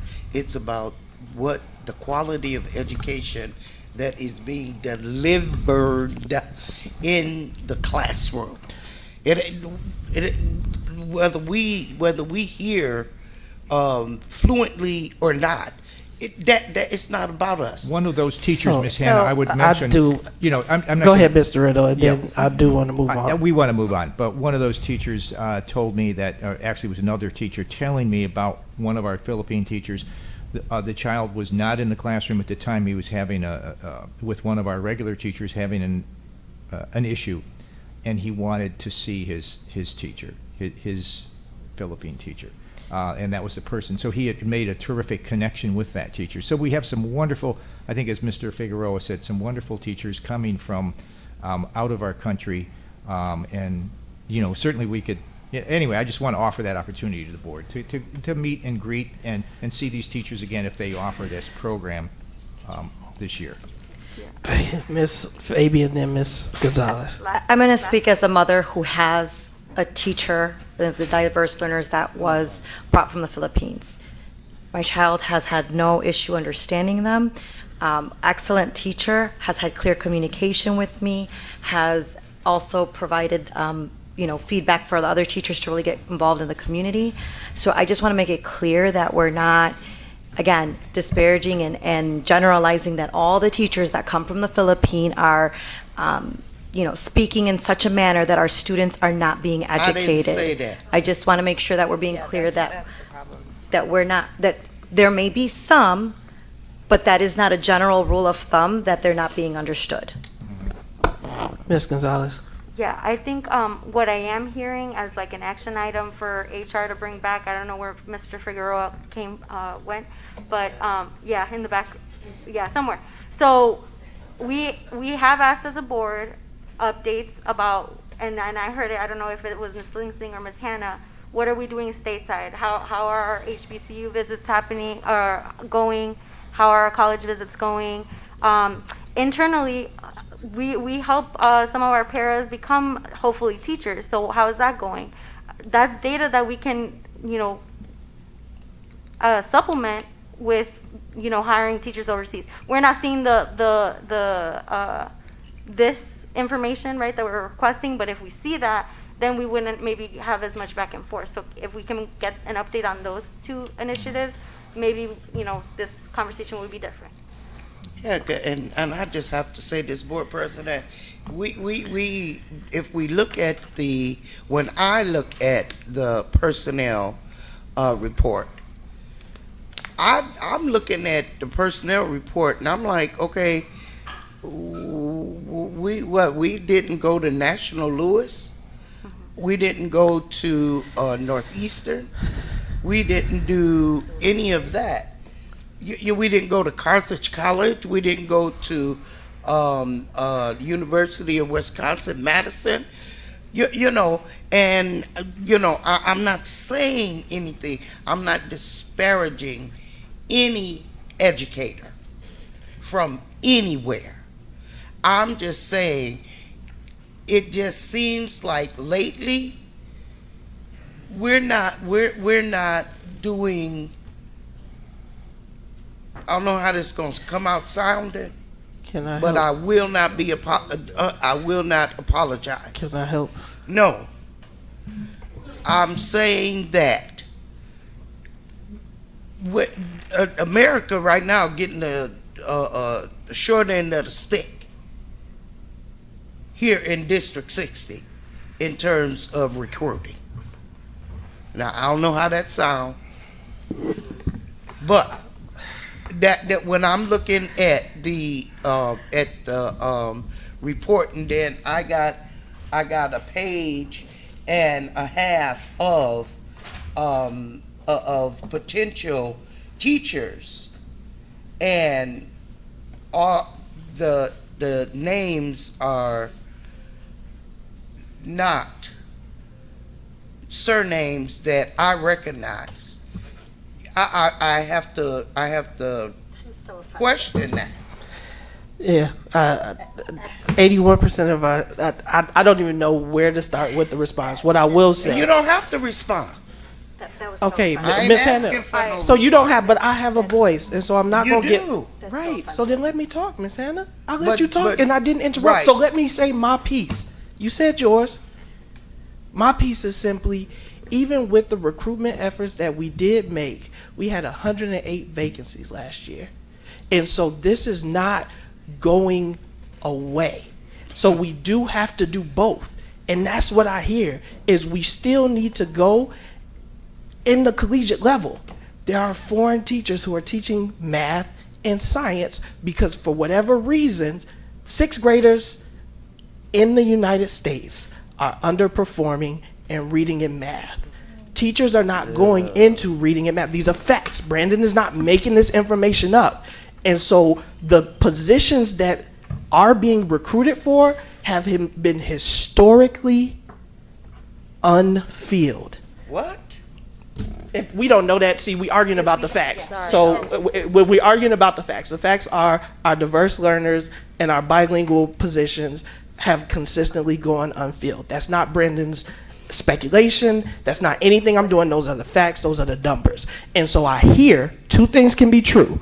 One thing is that we do have to, in order to make sure in the competitive environment that we see, that we have a certified teacher who's qualified to teach our students in every classroom. And that means we need to aggressively search locally, It means we also need to aggressively search internationally.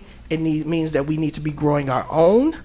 And it means that we need to also look at pay, right? All of those things are what we are doing in order to address the teacher crisis that is not just in Waukegan, but is a national issue. There are over 5,400 vacancies in the state of Illinois today, right? So that's my piece. I don't want to get into, because I was someone, and I've been criticized, but my stance is what I heard Ms. Lensing state, is I want you to be as aggressive domestically as you are internationally. And I talked about putting money in the budget to both help with our teachers that are transitioning into the community, as well as those that live right down the street but want to make Waukegan home. And so I will be unapologetic around that fact, is because what we can't do is continue to see triple-digit vacancies. We can't. Our kids are not going to learn. And when we talk about dialect, when we talk about many of our students have those surnames, many of our students have accents. Many of the teachers that I had surnames and accents. And it doesn't matter if they were Polish American, Irish American, Italian American, right? That is something that in a polytheistic society in which we got people from everywhere, that's the melting pot of Waukegan. If it was the Lithuanians, if it was the Polish, like, it's something that we've experienced through our entire. So what I've loved is to see that the Puerto Rican society is revitalized because of the amount of Puerto Rican transfers that we have in District 60. What I love to see is that our students are able to experience culture and see what other people live like. What I do want, and what I heard, and this is, I guess it is, Mr. Figueroa, but when we talk about our talent management and our training aspect, is we keep consistently saying training. And so I do want us to make sure that we are creating culturally competent teachers. Is because you can be from down, you can look like me and teach nothing but black kids, and you be culturally incompetent. Yep. And so what I want to do is make sure that when we teach cultural competence, that is not something that we're just not teaching our teachers who come from overseas, but our teachers who are local, as well as our students, so that maybe some of the comments as it relates to different cultures, we won't hear as much. But I know I had teachers who had thick African accents. I had teachers in college who had thick, they were from Pakistan, and they talked with accents, and you figure out how to communicate, because I'm sure I sound weird to them as well too, right? So I do want to say is that we got to close these vacancies, and I'm all for it. What you also hear the board saying, Mr. Figueroa, is but a presentation in which you come back and talk about, as I know in the past and you've done on an annual basis, all the ways you recruit. So what I would like is when we meet in July, for us to say, these are all of the things that we did between now and July in order to fill our vacancies, and this is everything that we did, and these are the number of vacancies that we have. Or the better one is, we got 0 until the next week, and we get all of those resignations. What about where have we been? That's what I just said. Where? You didn't say where. When you say where, everywhere that we've been between now and our next meeting in order to recruit. That would be a good report. And so you hear the board saying we want all our positions filled. I hope you know we have the support. I'm going to vote yes on these appointments tonight. Mm-hmm. I also want to stress something that Mr. Figueroa mentioned at the podium that I don't want to go over people's head, is that all of these teachers are certified in the state of Illinois. Mm-hmm. And that means that had they come in and applied online, we would be treating them just like any other teacher who was certified in the state of Illinois. And so we actually shouldn't be making the differentiation unless we want to get sued based on where it is that they're applying from. So I would remind the board of that fact. Roll call vote. Oh, sorry.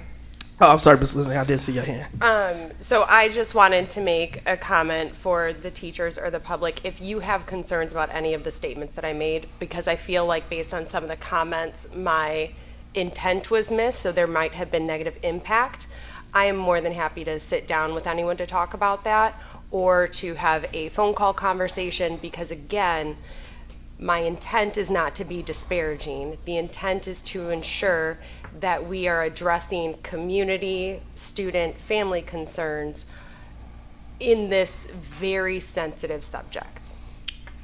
Me too. Call me. Roll call. Mr. McBride. Yes. Ms. Fabian. Gladly, yes. Ms. Gonzalez. Mr. Riddle. Yes. Ms. Hannah. Yes. Ms. Lensing. Yes. President Ewing. Yes. All right, motion to approve item carries. That's administrative appointments we'd like to recognize at this time.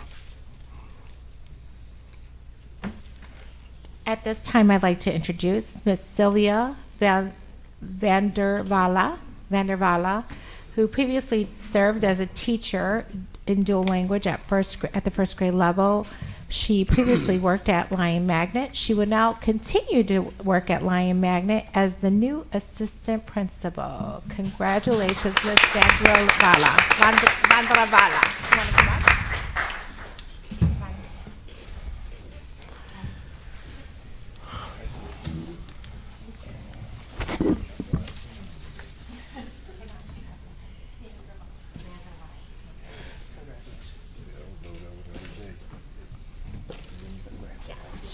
Congratulations. Vandervala. Got it.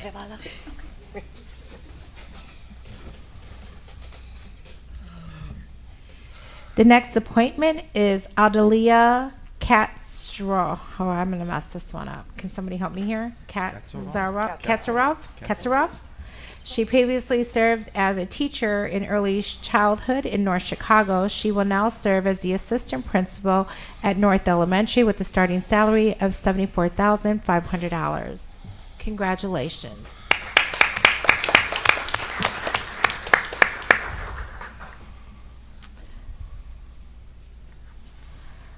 Our next appointee is Miss Sarah Ernest, who previously served as a teacher for external diverse learners.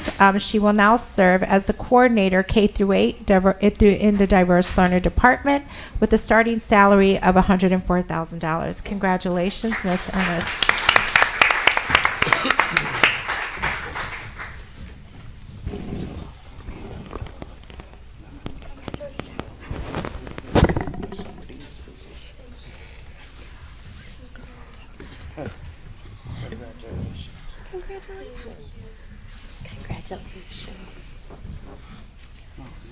Our next appointee will be Miss Vanessa Campos, who previously served as an instructional coach at Abbott Middle School. She will now serve as the interim principal at Edith Smith Middle School with a starting salary of $115,200. Congratulations, Miss Campos.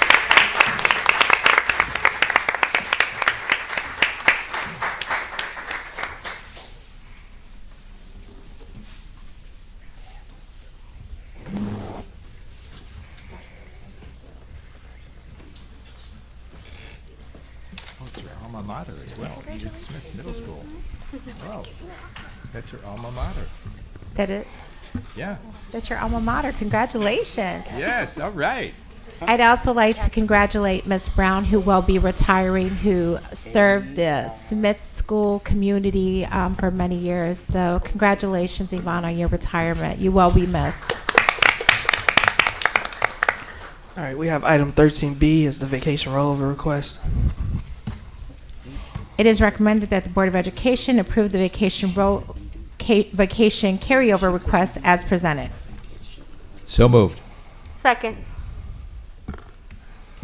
Motion and a second. Any comments or questions on the motion?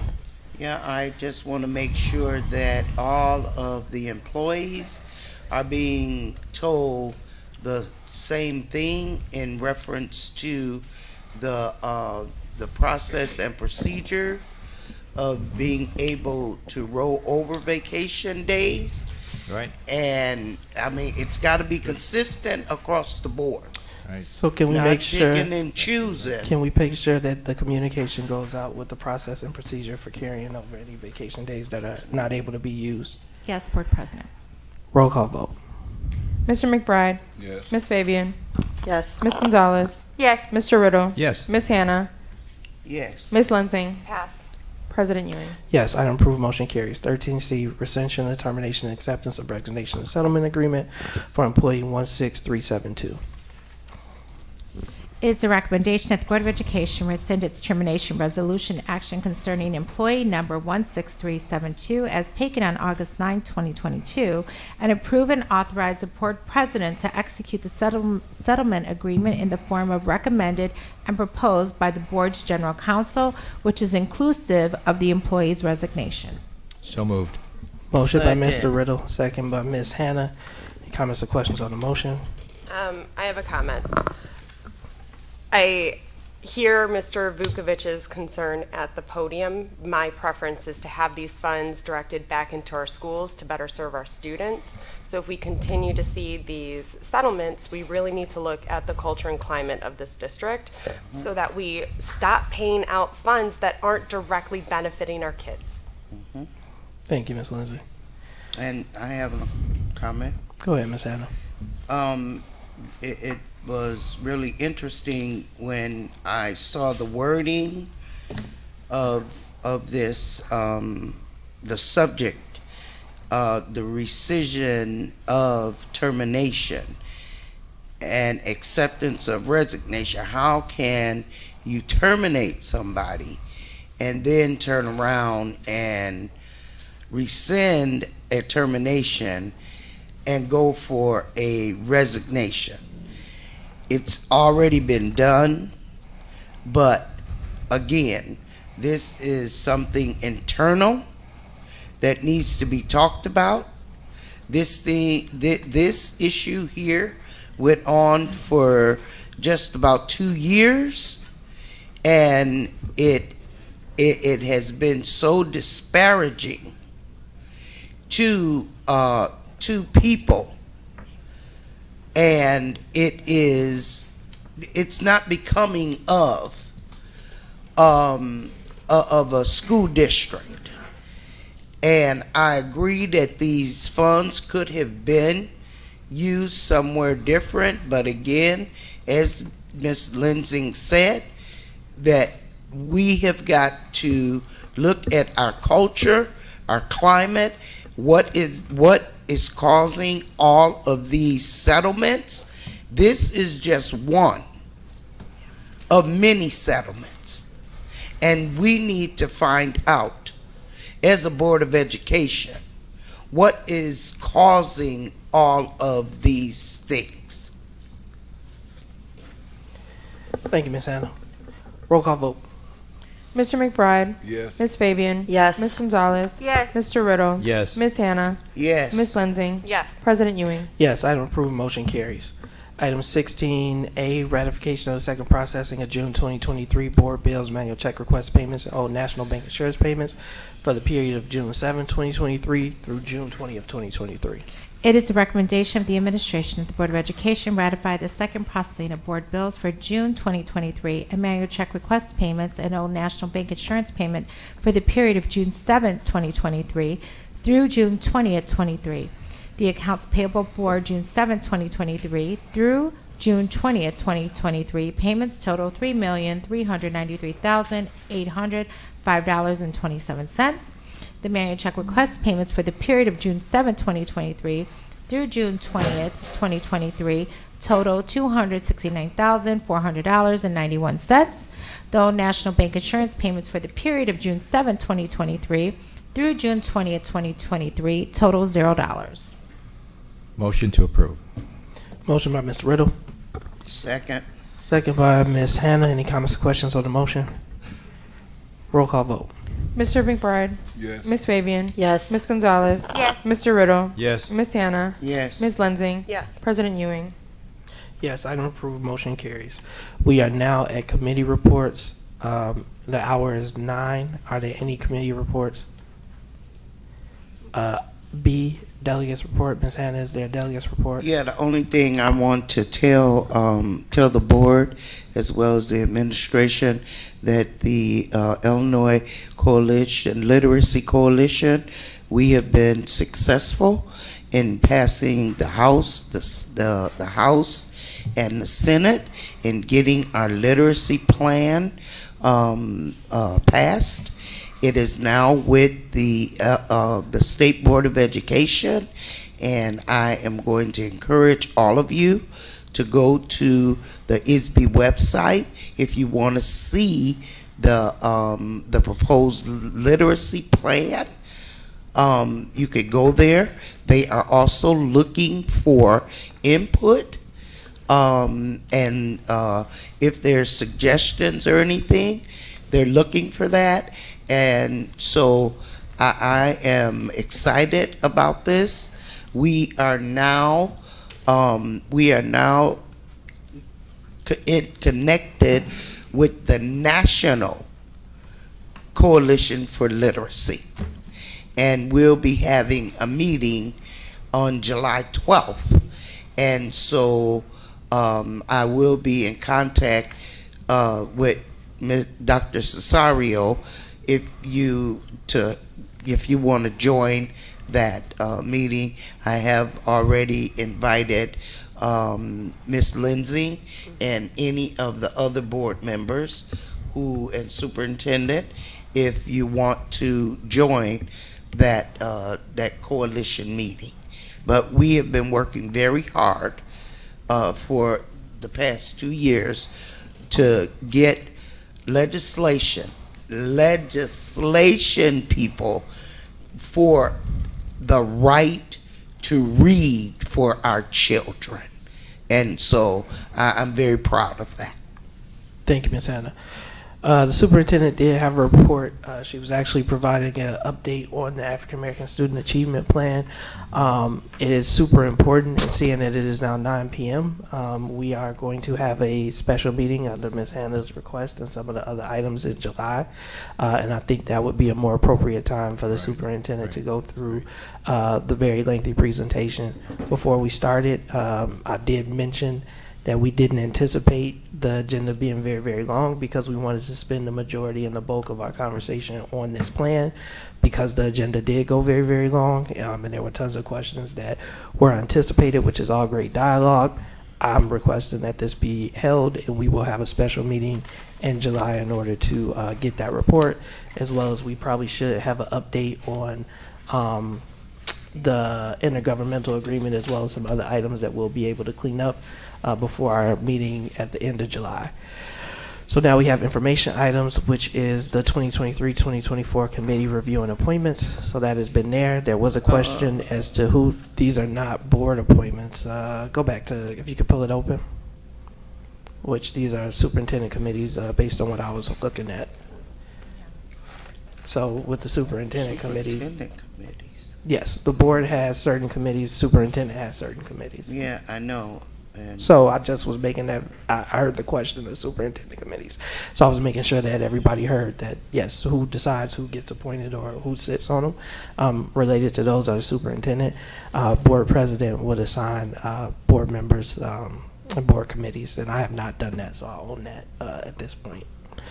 So we do have old business, which is policy 8002-2021 for the COVID-19 health safety standards. It's a second reading. It is recommended that the Board of Education rescind Board Policy 8002-2021 COVID-19 health and safety standards. So moved. Motion by Mr. Riddle. Second. Second by Ms. Fabian. Any comments or questions on the motion? All in favor signify with aye. Aye. Any opposed, nay. The policy is approved. We now have item 20A, which is the board and superintendent agreements. It is recommended that the Board of Education approve the board agreements as developed during the board self-assessment with IASB representative. Yeah. Motion to approve. Motion by Mr. Riddle. Second. Second by Ms. Gonzalez. Any comments or questions on the motion? I have a couple of comments and questions. Go ahead, Ms. Lindsay. So we as a board actually have not fully fleshed out a lot of these protocols because our meeting ran longer than we had wanted to. So if you want to hold this over for further discussion, we can, but I have several concerns around what we currently have in place. And there's even sample school board agreements that have items like engaging with the community, how to address concerns with the community and staff, and I'm not seeing that reflected in our protocols. There's just a lot to talk about. So if you want to do that tonight, I'm fine to do that. If you want to hold it over, that's totally fine as well. If I do hold it over, I am requesting that any of the suggestions or changes or tweaks be sent in so we can bring it back for actual conversation. Yeah, Beautiful. I'll withdraw my motion then to hold it over. Thank you, Mr. Riddle. I withdraw as well. Thank you, Ms. Gonzalez. And now we are at board member time. We'll start down at that end with Ms. Gonzalez. I guess I'll encourage everyone to come out on Sunday when we're celebrating the 4th of July parade. The school district at Lincoln Center, alongside the Waukegan Schools Foundation, will be out there distributing hot dogs, water bottles, and yeah, I hope to see people there. Mr. Riddle. I'll second that. Come on out for July 4th parade on July the 2nd, and have a good night. Thank you for staying with us. Mr. McBride. No comments. Ms. Anna. Just want to clarify some things. When we were talking about the appointments of the teachers, I don't want people to misunderstand my articulation of my concern. It has nothing to do with anything other than the quality of education that our students are getting in the classroom, the instruction. And I am only voicing my concern that I have heard from students, and I'm not talking about elementary students, I'm not talking about middle school students, I'm talking about high school students are saying the same things. So all educators are valuable to me. I love education.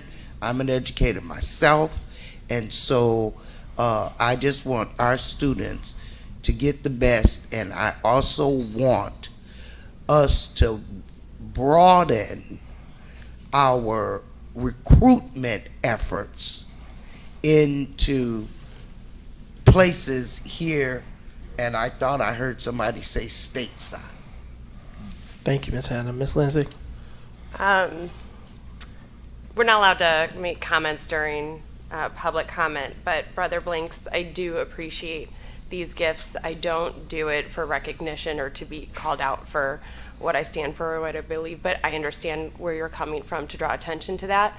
My only ask is that we as a community find ways so that we are a true community, where we have the Waukegan Police working collaboratively with the Park District, with the school district, where we have a safe community and it's not just more police out and about, but really getting resources to people.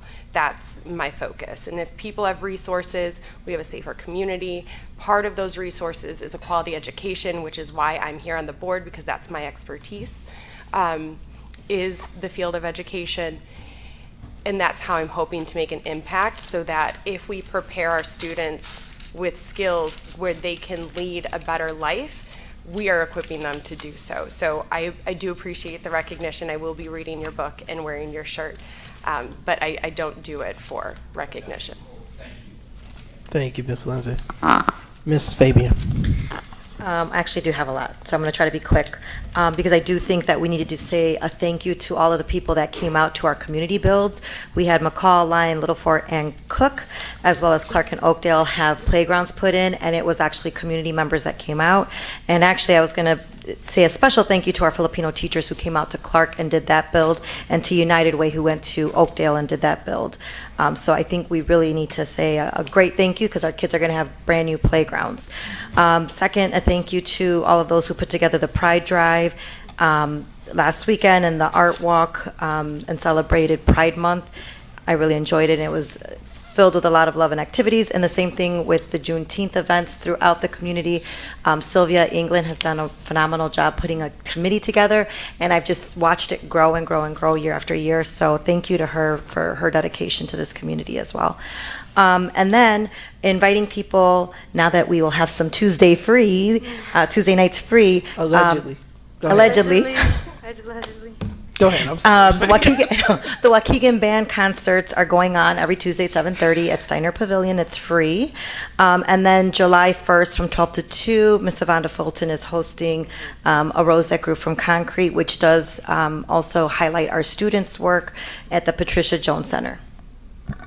Thank you for those updates, and I appreciate all of those that stayed with us.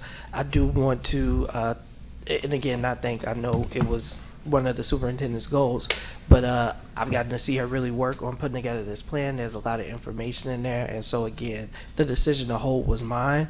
And I'll remind the board, because there are those important conversations that we need to have related to safety, related to security, and even with some of the board agreements.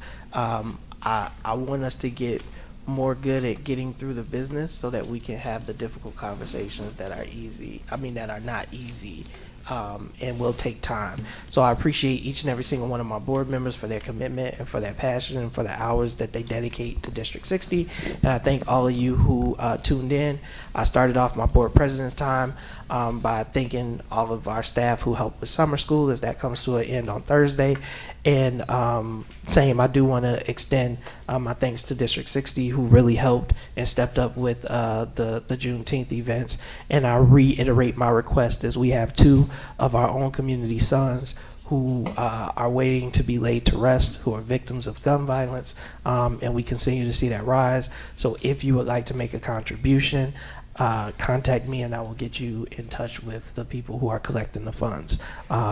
I feel for those families, I grieve for those families, but I also grieve for our community and for our students who continue to live in this state of violence. And so when we talk about safety, it is not just cops, it is not just more security or more surveillance.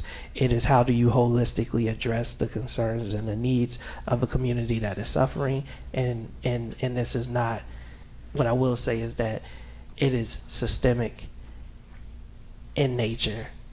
And what I heard Ms. Lensing reiterate, and what I hear the board, is we talk about collaboration. We have to make that a reality and not just a wish, right? And so I'm hoping that with us going back to the Waukegan Police Department in the city, that is a way that we can start to work together and build trust, is to understand that we value the partnership, but we really just want to, 1 year, let's talk, and let's try and figure out something that works for our entire community. And with that, we will ask for a motion to go into closed session under exception, and I'm sorry, so we will dismiss from closed session. There will be no other board, or after closed session, there will be no other board action, but the board did not get through all the items that it needed to. And so I'm going to ask that we go back into closed session under exception C1, which is specific personnel, C6, which is a real estate lease exception, C11, legal matters for threatened or pending litigation, and C10, which is individual student matters, and C21, approval of previous closed session minutes. So moved. Motion by Mr. Riddle. Second. Second by Ms. Gonzalez. Any comments or questions on the motion? Roll call. Mr. McBride. Ms. Fabian. Yes. Ms. Gonzalez. Yes. Mr. Riddle. Yes. Ms. Hannah. Yes. Ms. Lensing. Yes. President Ewing. Yes, and if we can meet downstairs in 5 minutes.